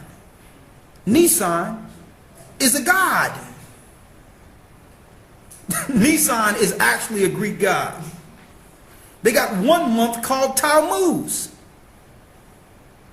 on their calendar. They got a month called Tammuz. Tammuz was the virgin Babylonian child of Semiramis. Okay? Finish reading what you have there, because it's something key there. Before you go go to the war of the Jews. Get it out of the Apocrypha first on Antiochus Epiphanes. And let's get it out of here. War of the Jews, chapter 1, verse 1. This is 1 Maccabees, chapter 1, verse 9. Okay, someone want to know who this guy is. Let me show you a picture of him. The demon, Antiochus Epiphanes. See, you see his coin right? See the coin right here? That's him, right? I meticulously picked this picture because I want you to see him right here. You see the God he's worshiping, which is a giant? Look at the people, how small the people is. Right there. That's in front of him. To show you that they were worshiping giants.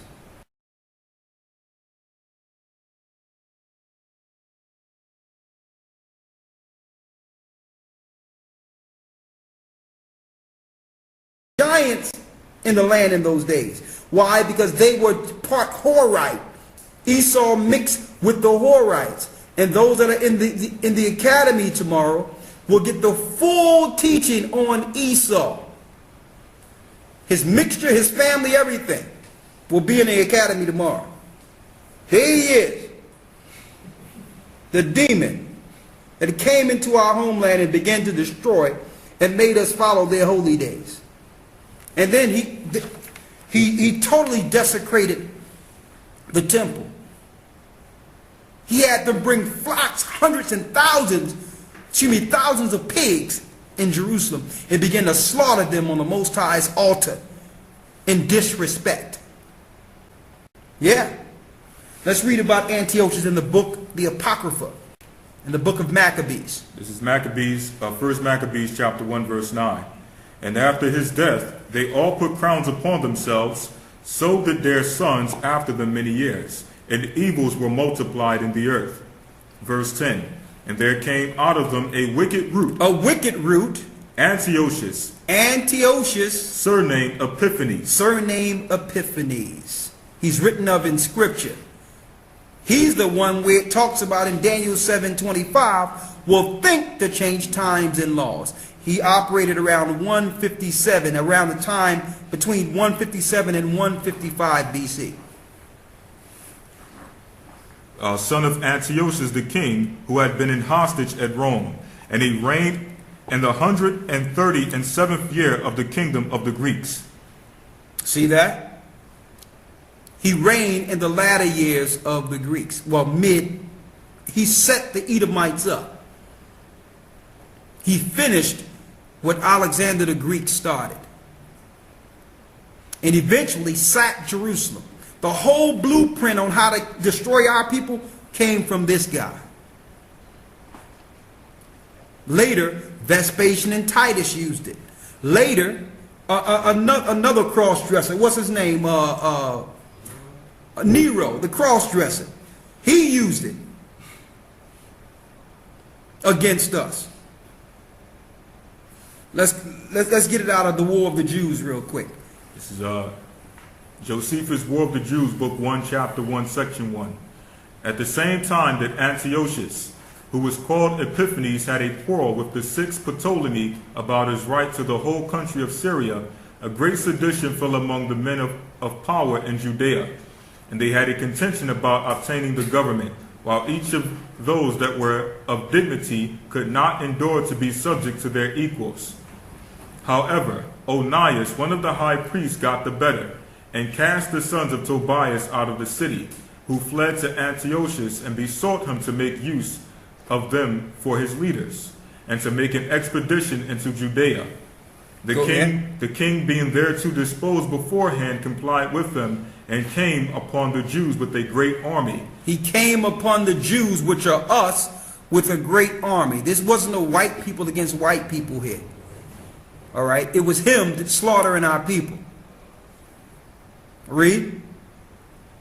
The king being thereto disposed beforehand, complied with them, and came upon the Jews with a great army, and took their city by force, and slew a great multitude of those that favored Ptolemy, and sent out his soldiers to plunder them without mercy.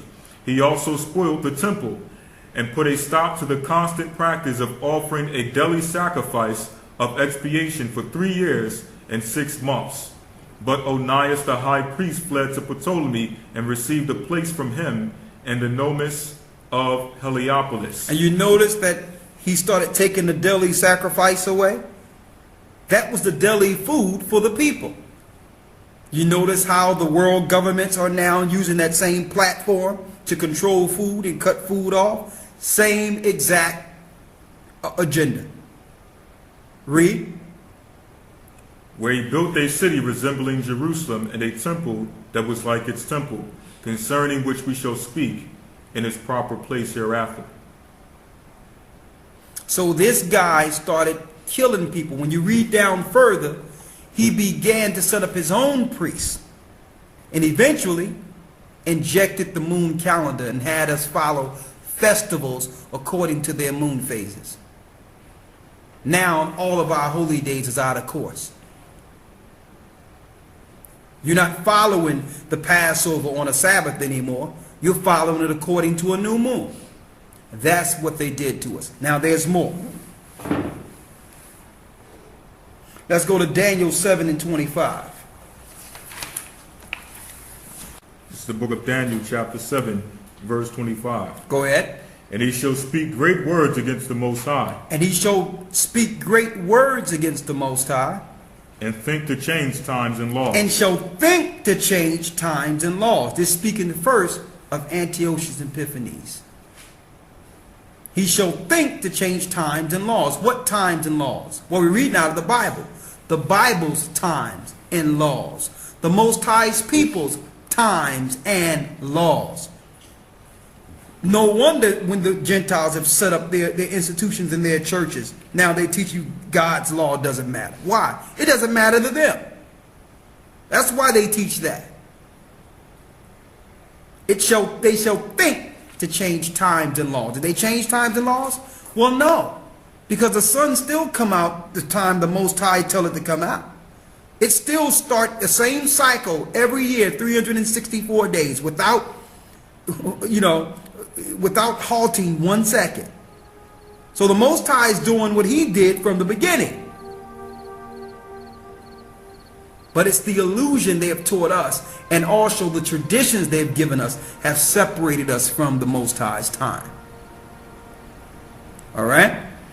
He shall think to change times and laws. And what else will he do?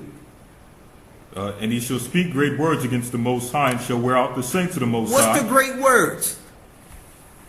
You got evolution that they have.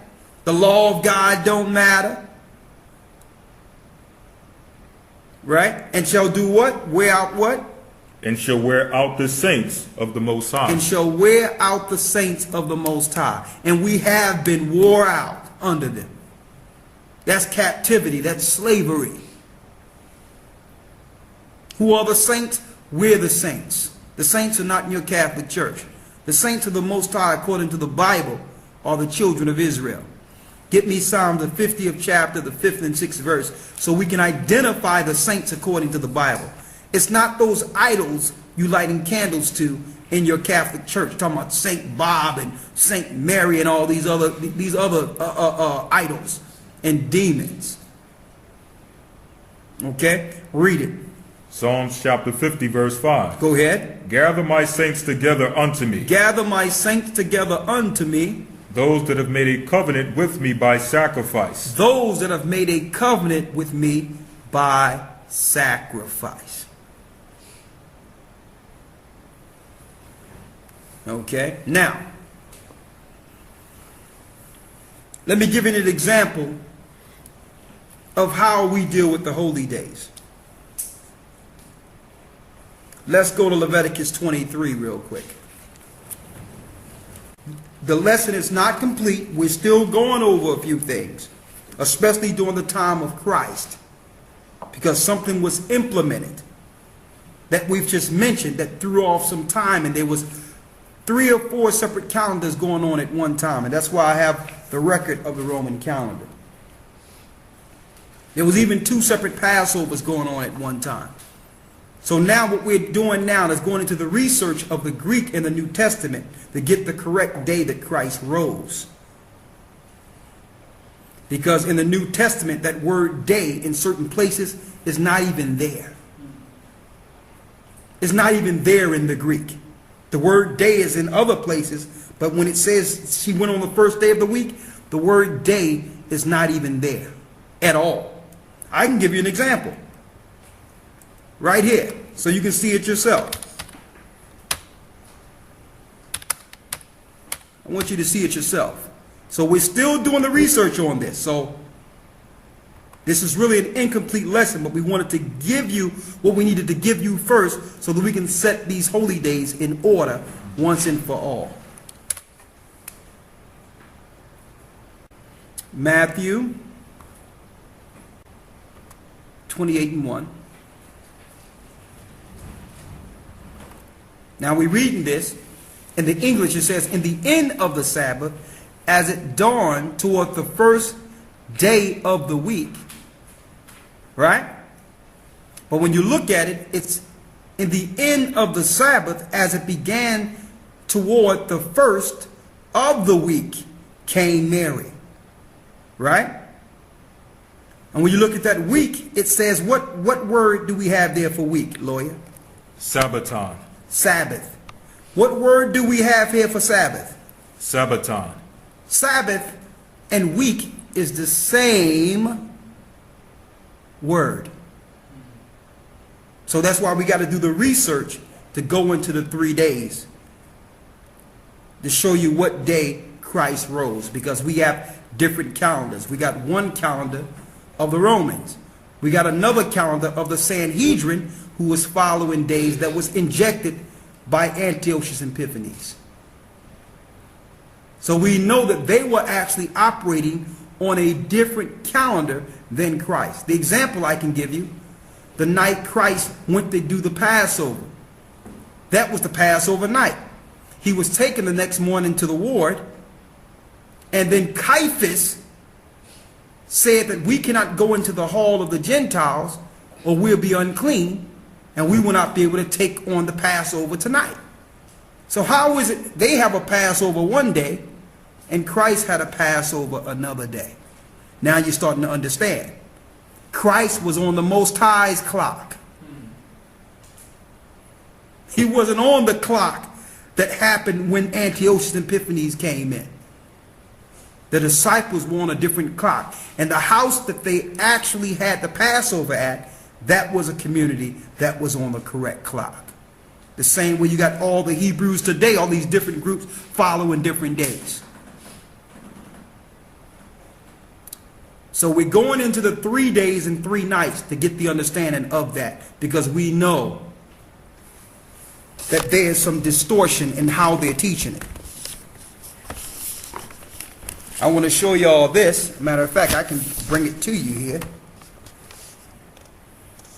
As you can see here, make sure you can see here.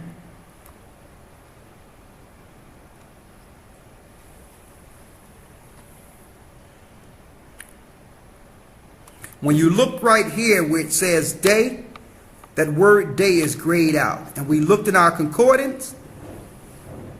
And that word day is not there. That word week is 4-5-21, which is Sabbath, which is the same as this word right here, 4-5-2-1, Sabbath. So we're doing the research in the Greek because we understand when the Romans came on the scene, they did everything to try to have you believe in the Sunday worship. So that's the next stage we're taking. But beyond any shadow of a doubt, we have the holy days right, according to the right calendar. Beyond any shadow of a doubt. And here's an example how to do it. Let's go to Leviticus 23.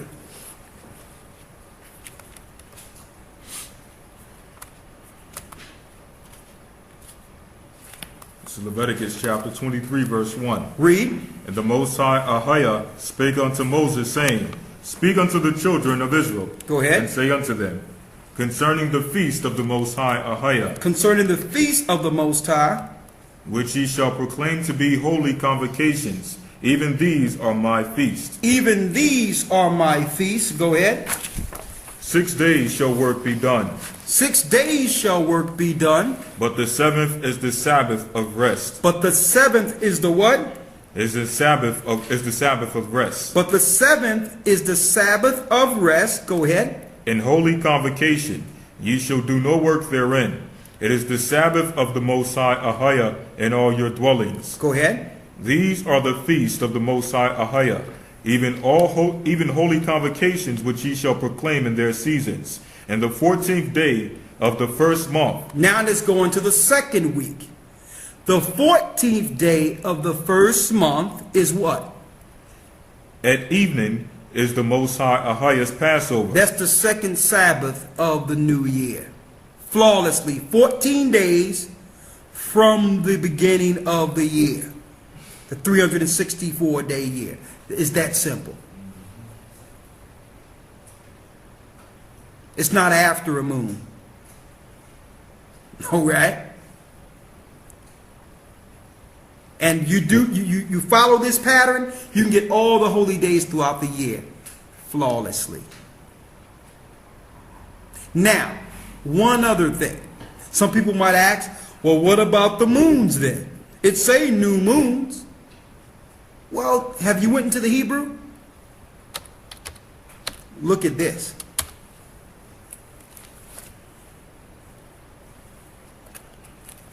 I need you to go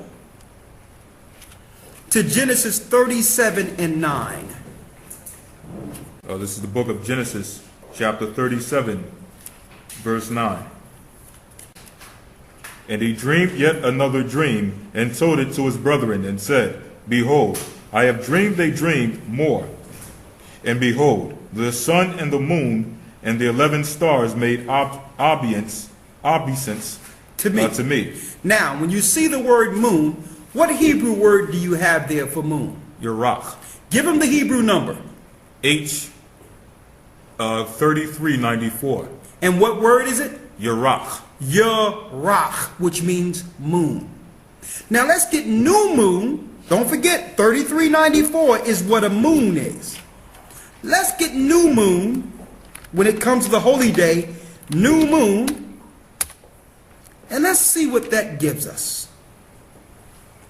Let's go to 1 Samuel 20 and 5.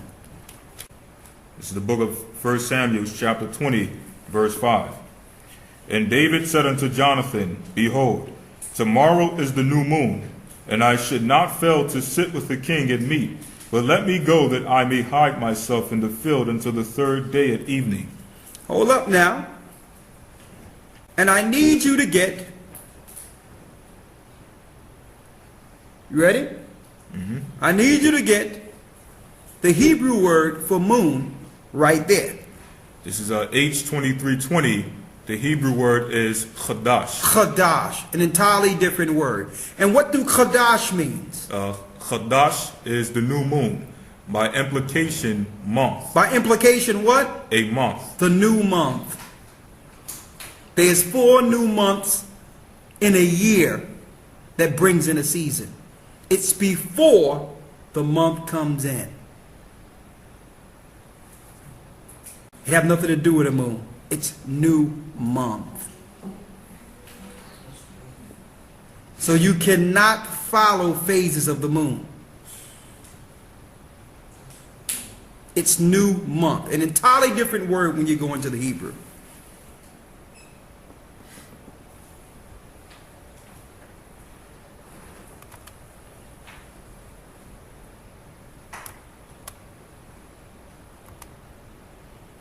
All right? And when it goes to the new, when people say, well, we need to deal with the moon for this and for that, no. Can't do it. All right? Now, I know some out there who've been following these different holy days will begin to extrapolate or take part of this lesson or try to break down part of this lesson. Only thing I ask, if you don't believe what we're saying, don't extrapolate and try to take pieces and bits. Show the whole thing. Okay? Show the whole thing. Because you can extrapolate and then try to explain, try to claim you explaining what we said here. I want to make it clear. We just want to make sure that we're on the right days according to the Most High, opposed to the ignorance that have been imposed on us for years from the Gentiles. The Most High is perfect in his Sabbaths. He got 52 of them per year, right on a dime. The second one is the Passover. Don't get no simpler than that. I don't got to go outside and look at what the moon is doing. Maybe the moon is spinning left. Maybe it's spinning right. I don't got nothing to do with that. Maybe it's slithering a little bit. Hey, you can do that. I know that the beginning of the year starts when there's equal day, equal night. Boom. That's the last day of the year. When the sun go down, I'm into the new year. Now, of course I have to give you a date of when that will start. And you guess what? The new year always come in on the first day of the week. Ain't that sweet? That's nice, ain't it? So, let me give you the new year for this year. March 17th. March 17th is the new year. And when you go to the second Sabbath, it's the Sabbath. Friday sundown, the second Sabbath. Friday sundown. That's simple. That's Passover. Don't get any easier than that. And if you want to know how they calculate it, you're going to see it on our website. And also the day before that, the 16th, equal day, equal night. The day before that. Okay? Any questions? Does it matter where you are on this planet? It doesn't matter where you are because it's equal day and night wherever it comes in all over the earth. But we just use Jerusalem coordinates and Mount Sinai coordinates. And the site we go to, you can actually put the coordinates for where the Most High was speaking to us at. You can go to Sinai, you can go to Jerusalem. We put in Jerusalem because we know the sun rise in that area. So you said it's only 9 parts to the day and the night, right? 18 parts, I think. It's 18 parts altogether. So how do you count the parts? Like, how do you know which part you're in? Yeah, 80 minutes? 80 minutes per part. Starting from like with the sun coming up? Or? Starting from the sun is 80 minutes per. But you know the evening brings in the day. But when the sun comes up, it's 80 minutes per. Okay. 80 minutes per part. Instead of 60-minute intervals, it was 80-minute intervals. Oh yeah, was one of those one of the months was it 12 parts in the day and 6 parts in the night? Was that one of them? Yeah. So what month was that? Because I remember Christ had said it to somebody. He said, "Don't you know, like it's 12 parts in a day." Well, I got to look into that. Yeah. We got it all written down here. We can go into that separate from the brothers and sisters here. Exactly. Now you see how they can give you some understanding of when Christ was talking about what month we were in. Yeah. Exactly.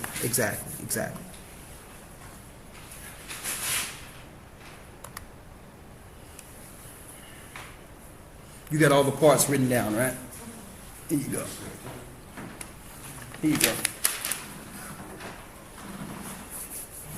All right. Let's open it up for questions. So I'm glad we was able to do this because with the lunar people, they've been going all over the place, switching their Sabbaths every other month and all types of stuff. And the Most High is total order. The cycle is 7, 7, 7. No problem. There's no time you got to wait and all that and then come back and start counting 7 again. You have to worry about that. Yeah. I had a question based on like when the so-called eclipse happened. What do that mean? Like when the sun and the moon come together that day, at the so-called eclipse? Well, that's a sign in heaven. Oh, okay. But the Most High says that we cannot be dismayed at the signs of heaven.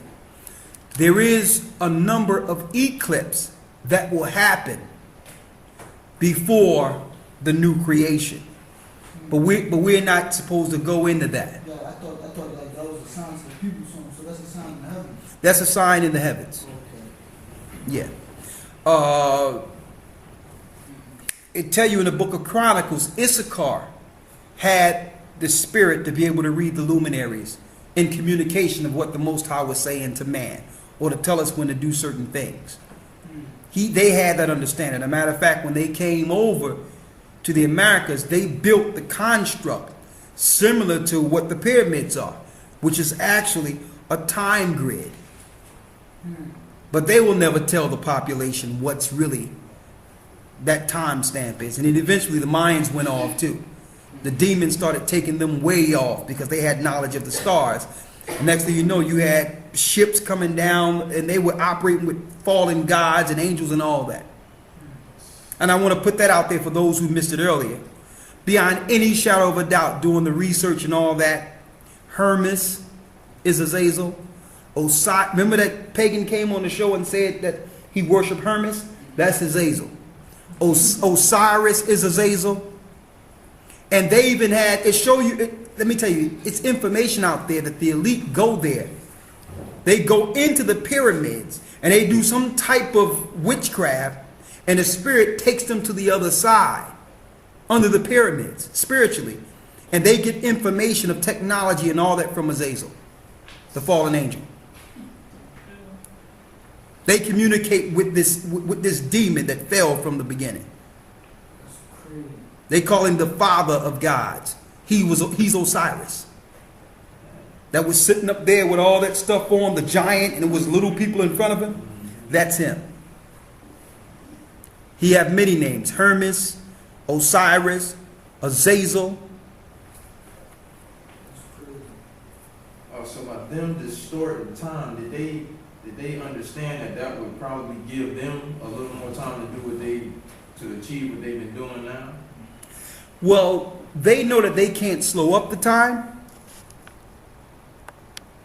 They know that they can't slow up the time, but what they were hoping is that we go off to the point that the Most High would allow them to destroy us. Yeah. That's the whole thing. They just want, you understand? Yeah. They were just hoping that if they could separate it from our God long enough, that the Most High would allow them to just get rid of us. And to some degree, it's been working.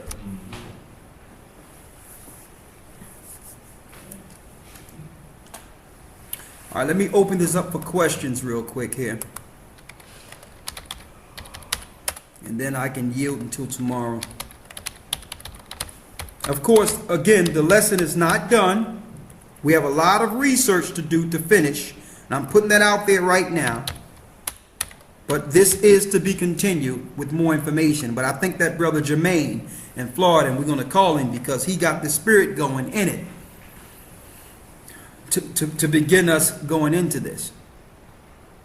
Someone asked, can I say what year we're in? When you go into the 12 parts, it seems like we're in what? I know we're 8 years. We're about 7 to 8 years off. Exactly. We are about 2004 from the time of Christ. Around 2004, 2005. No later than 2005. They did a fake millennium in the year 2000. How do you know this? Because, again, we did a full lesson on it. You can probably find it here on one of the archives. But the guy that proclaimed that Christ should be killed, which was Herod, history have him die in 4 BC. Well, how could he die 4 years before Christ was born and be the one telling the wise men to go find it? They go 4 years right there. All right, he died, and he died a year after he killed the children 2 years back. So that's 7 years. That's 2 years for 2 years back, and that's another year. He died a year later. So that's 7 years. And instead of them going from 1 BC to 0 to 1 AD, they went straight from 1 BC to 1 AD with no 0. So you're looking 7 to 8 years. All right, so we're actually in 2004. When you look at how old the earth is, you're looking at, you got 10 parts up to Christ. 10 parts up to Christ. Then you got 2,000. That's 12,004 years. That's how old the whole thing is. 12,004 years. That's simple. It's broken down in 10 parts. 10 parts up to Christ. 2 parts, 4 years. That's simple. 12,004 years. All right. Okay, let's see here. Huh? All right.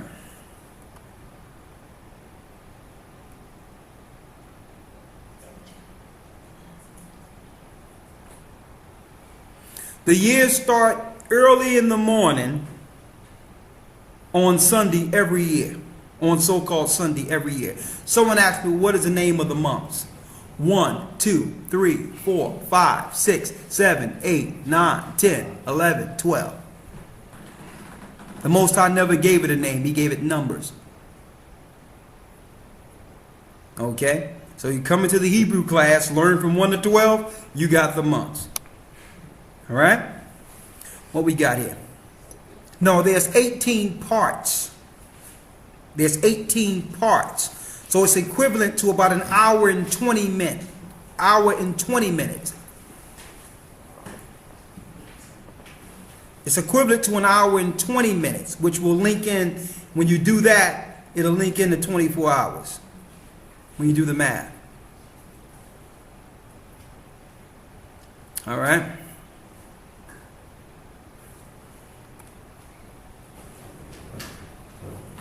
Oh, Izzy, how you doing?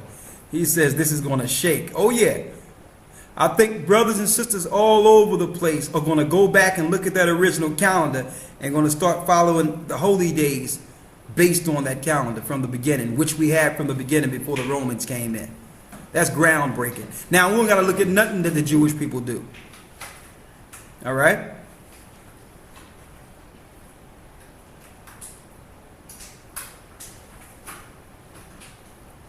Well, like I'm saying, we're going into when he rose, on whether or not that was a Sabbath or a holy day Sabbath. That's the part we're going into now. We're at that part of the study. All right? You will have that soon. We'll have a separate lesson strictly for that.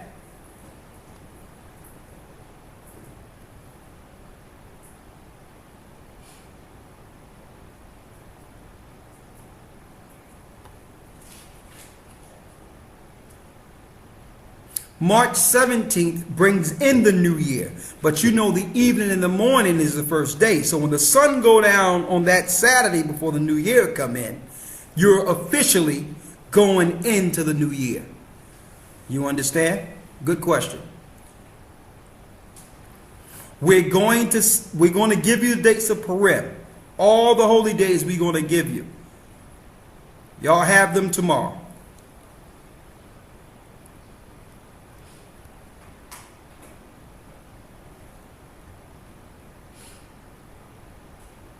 Someone says, what? Keter definition mentions AHAYAH and how Jewish uses one.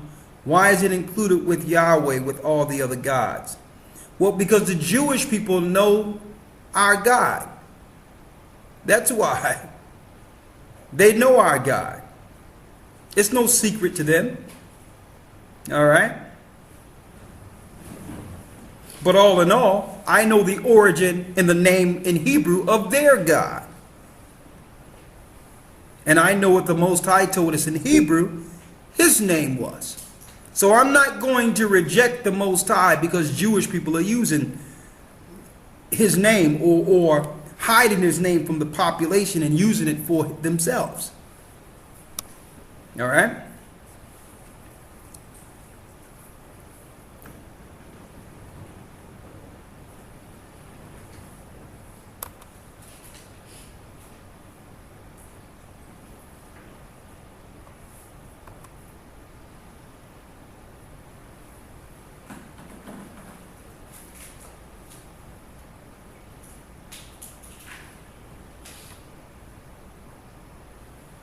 Somebody asked me, could I look at something? I think it's, yeah, I've heard of moringa. Some brother just sent me the moringa, the miracle tree. I've heard of moringa. That's some real good stuff.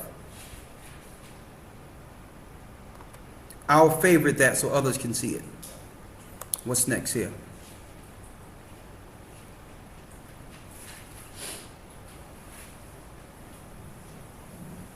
For those who are unable to flee Babylon prior to when things happen, how should we conduct ourselves?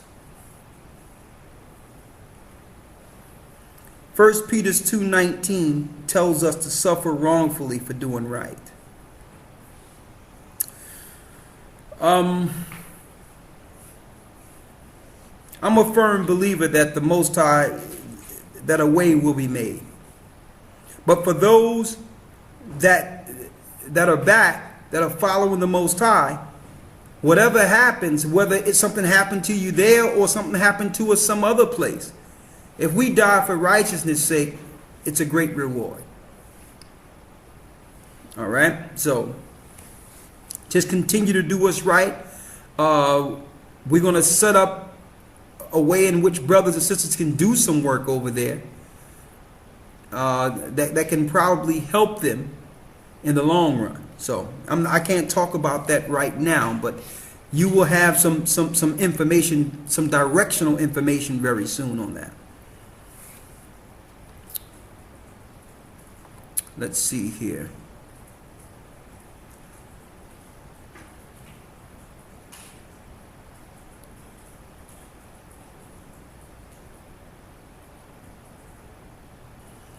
Very interesting. You mentioned that the moon is, well, it's feminine. I remember being told as a young girl our womanly cycles were controlled by the moon every 28 days. That's interesting. That's interesting. I didn't know that. Yeah, don't they have the moon have a 7? Didn't y'all read it? They have a 7-day cycles. Yeah, yeah. Okay.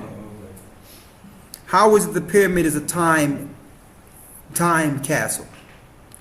Well, when I say the pyramid, the Great Pyramid is actually a measurement tool also of a time space. From the chasms it has within there, each what you would call what they call that from arm to arm. Each cubit is a time stamp. Each cubit is a time stamp of years.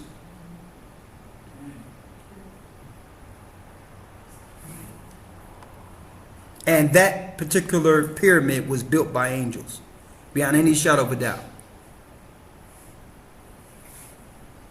And all these brothers that's dealing with Africanism and dealing with all these different gods, the Anunnaki and all that, they follow in fallen angels and in Azazel.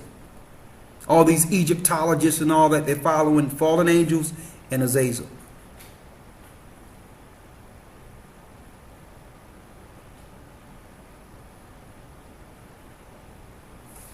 What reference? I'm going to make sure all the references are on our page, so you don't have to worry about that.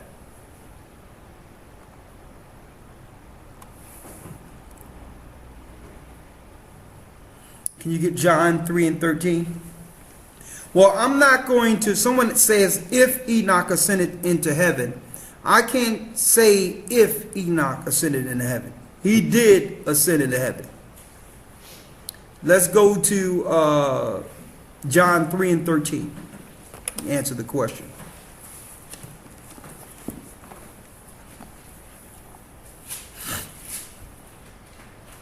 St. John chapter 3, verse 13. Go ahead. And so did Elijah, or Elias. He did it too. Read it. And no man have ascended up to heaven, but he that came down from heaven, even the Son of Man, which is in heaven. When you do the precepts, this linking into him descending and ascending. So you have to link in the precepts. It's talking about him going into the belly of the earth, taking full power and ascending before the throne, shedding blood on the heavenly tabernacle. But that is a good question. When you link the precepts, it's not just speaking of his ascension. It also links to his descension. No one have went into hell and ascended. Okay? Good question, though.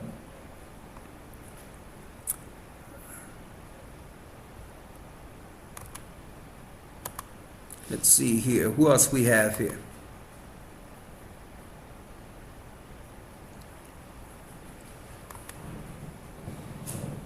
I think we're past the time. I know Gabar have to go in a second. 1 second here.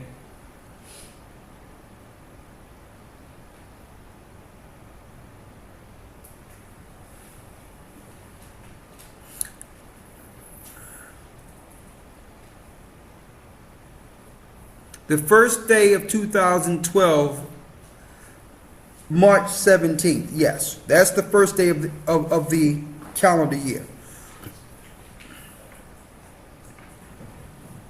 What is the eagle with the 12 feathered wings and the 3 heads?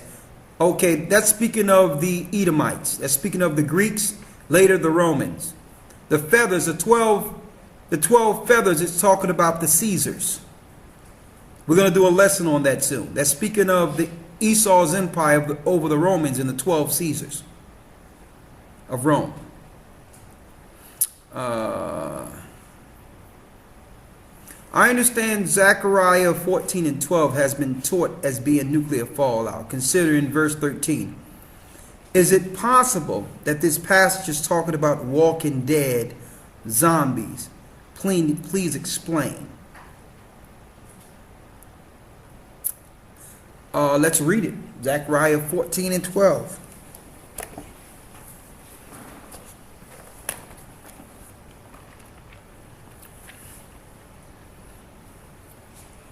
Zechariah chapter 14, verse 12.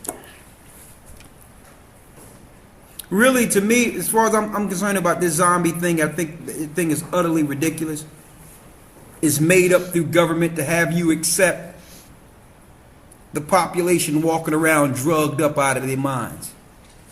And see, and they need us in that state so that when cops come, they can, under law, they can execute people and say that they was down, you know, they encountered a zombie. It's just more reasons for engagement. That's all it is. There's no such thing as no zombie. You notice now with this new, going on a lower level, with this new garbage bill they talking about in the United States, they're pushing for more medication for people. You know, that when people, you know, when people have these ideas against government or whatever the case is, they need medication. Well, the medication is going to make them psychotic and crazy, out of their minds. That's the whole point of the medication. So it's going to be many facets to this zombie garbage. It's just a reason for government to engage you. There ain't no zombies. But let's read the scripture. Zechariah 14 and 12. Read the 13th verse. And it shall come to pass in that day that a great tumult from the Lord shall be among them, and they shall lay hold every one on the hand of his neighbor, and his hand shall rise up against the hand of his neighbor. You don't need zombies for that to happen. That's going on right now. People are fighting their own neighbors right now. All right, so what's the next one here? He said in their records, Judah, Benjamin, and Levi will be in those areas. What about the rest of the other tribes? Well, some of the tribes will be with Judah, Benjamin, and Levi, but not in mass number. The Bible tells us that the Most High must bring Judah together first so that the other tribes don't magnify themselves against them. Why? The other tribes are used to being together. They're used to operating together. So if they all came together, they would actually have the authority over Judah, who are not used to being together. So the Most High is going to have them there first, and then the other tribes are going to come. All right? So, what's next? I'll read this real quick. Yeah. This is Zechariah 12 and 7. It says, the Most High, AHAYAH, shall save the tents of Judah first. He shall save the tents of Judah first, that the glory of the house of David and the glory of the inhabitants of Jerusalem do not magnify themselves against Judah. So Jerusalem don't magnify itself against Judah. Okay? And that's clear.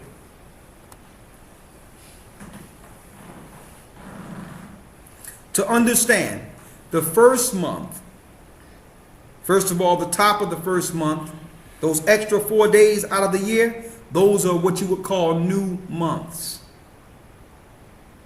All right? They're holy days bringing in the seasons, or to signify a season. Those are new months or Sabbaths. So when the seasons change, holy day. And there's a point. You got 30 days for the first month, 30 days for the second month, 31 days for the third month. On that 31st day, Sabbath. You got 30, 30, then the next 31, that extra 1 day, Sabbath. 30, 30, 31, that extra day, Sabbath. On and on and on, all around the clock. That you got 4 Sabbaths a year, which are the new months. Okay? It's that simple.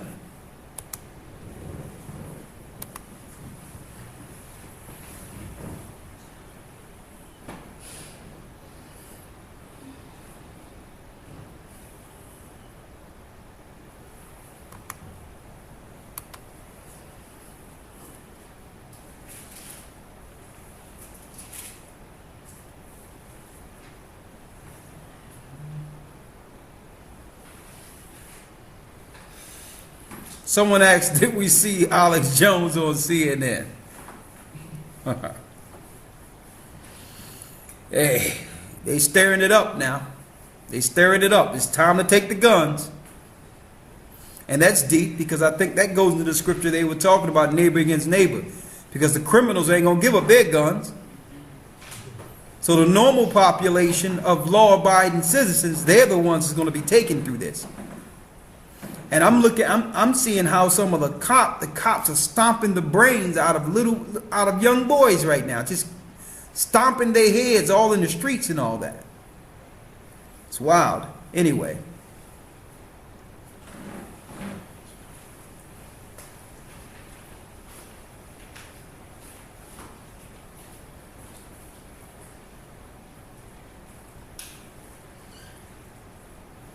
Okay, Sister Ben YASHAYA, we will say a prayer. You say you're dealing with a lot of my 501c3 Freemasonry field job. Oh my goodness.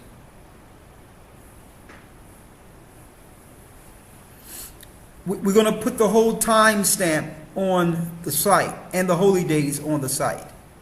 So you'll have them. All right. Well, I'm sorry, Gabar, that I went into your time, but I really needed to get a lot of this out.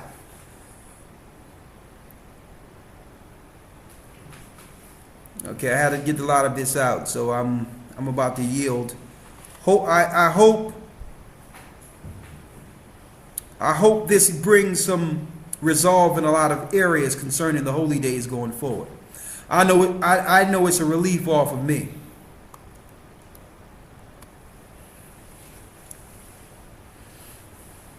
Okay. In a nutshell, you got 30 days all through the year, but at the change of seasons, there's an extra interval for each season. So there's 4 extra days for change of seasons, which are holy days. Okay? It's that simple. I don't know how clear you can see this, but that's basically the cycle there.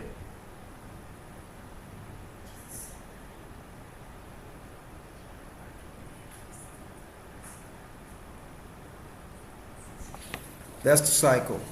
But we'll make sure that diagram is on where you can see it and count yourself also.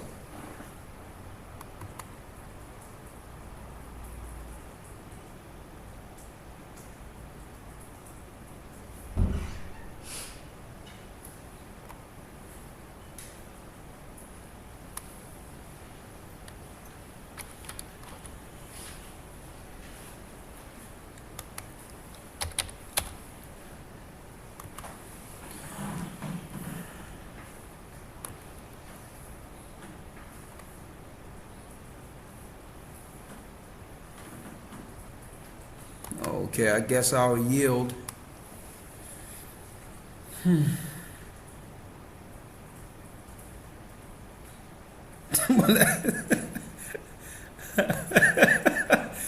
mean, what are y'all looking at? Someone said that I see the bishop that laid a sheet over somebody and laid on him.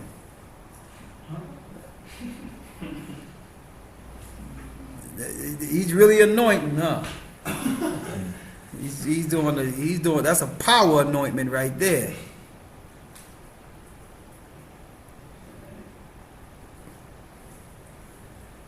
And Lex Will, you are correct with the moon being feminine. The female god Alat that was worshipped in Persian mythology before Islam. Absolutely. And you notice they worship with the crescent moon. That's the goddess that they're worshiping. Have nothing to do with the Most High. Lex Will is he's right on point with that.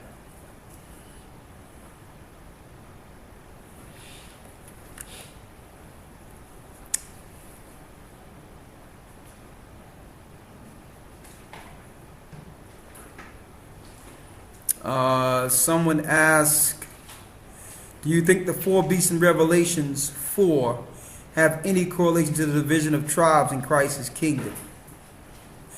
I haven't seen any precepts that told me of such, so I would have to go with the precepts for that, or it'll just be philosophy. Someone said a bishop placed a sheet on top of 2 men and laid on them.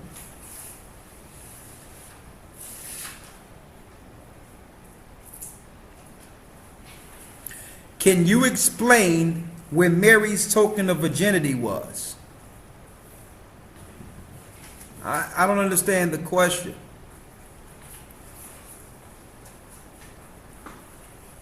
The token of virginity is usually where all women tokens of virginity be when they marry. I don't understand the question. Maybe you can give me some understanding.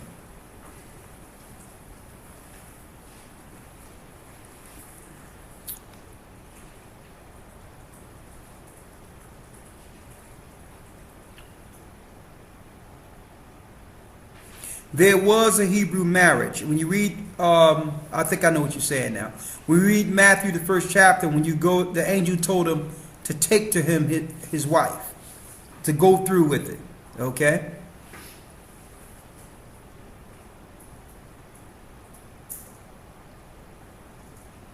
And Sister Marie, you're right on with that. With the part of 7 ways, the Most High's number 7. I'll answer 2 more questions and I'll have to pray out with you all.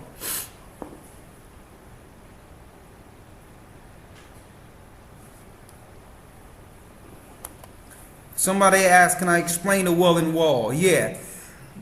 They believe that there's a jinn or a genie or a demon that they can put their wishes in the wall and get their wishes fulfilled in Jerusalem. It's a demon they're dealing with. Just like they go to the rock in Mecca. The Welling Wall is similar to that.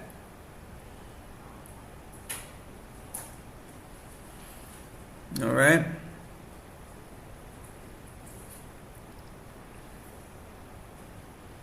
Someone asked, Psalms 55:1, precepts Acts 3:1 support 80-minute blocks with Peter and John praying in the 9th hour. You're right on point. In Exodus, the 30th chapter, which talks about the sweet cannabis, does it mean marijuana? The sweet calamus. That's calamus, not cannabis. That's the sweet calamus.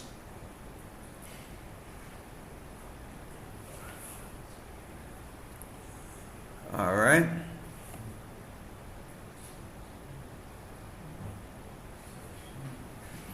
Lex Will says, thinking people can leave using work today, pay today, and travel city by city south.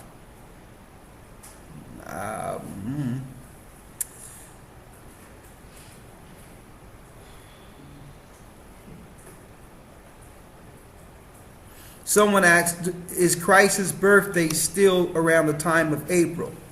Well, we're going to look at that too. Now we're going into the times.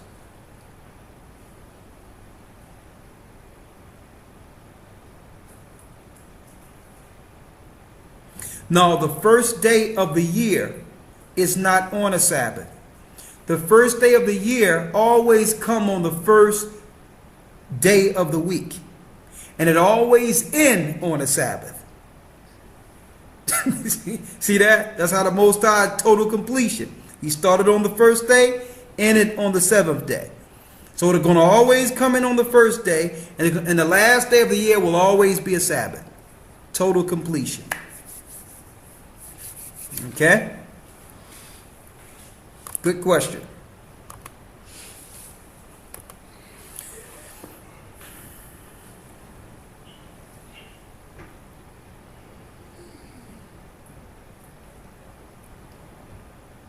Okay, any other additional questions? We will drop a calendar. It's not too late to get into the academy. Okay? Send an email. We'll give you all the back information, and that can get you up to date within a few days, because we're only what? It's only the 4th weekend. So we have 2 months and an extra lesson.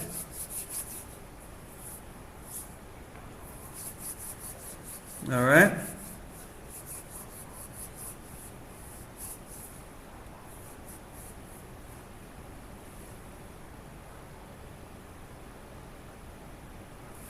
Okay, we'll check our email. We'll check the email.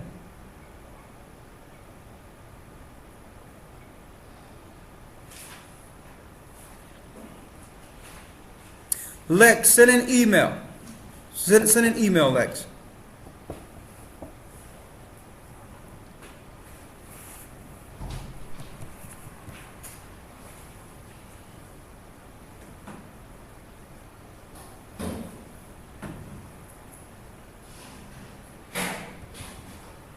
Okay, well, thank you, bless you, and I wish I can stay on, but I have to go. May the Most High be with you, and Elder and Brother Gabar will be on shortly, okay? Shalom. Shalom.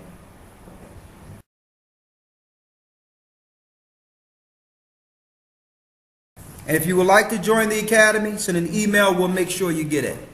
Bless you and thank you for your time, and you all have a blessed Sabbath. Shalom.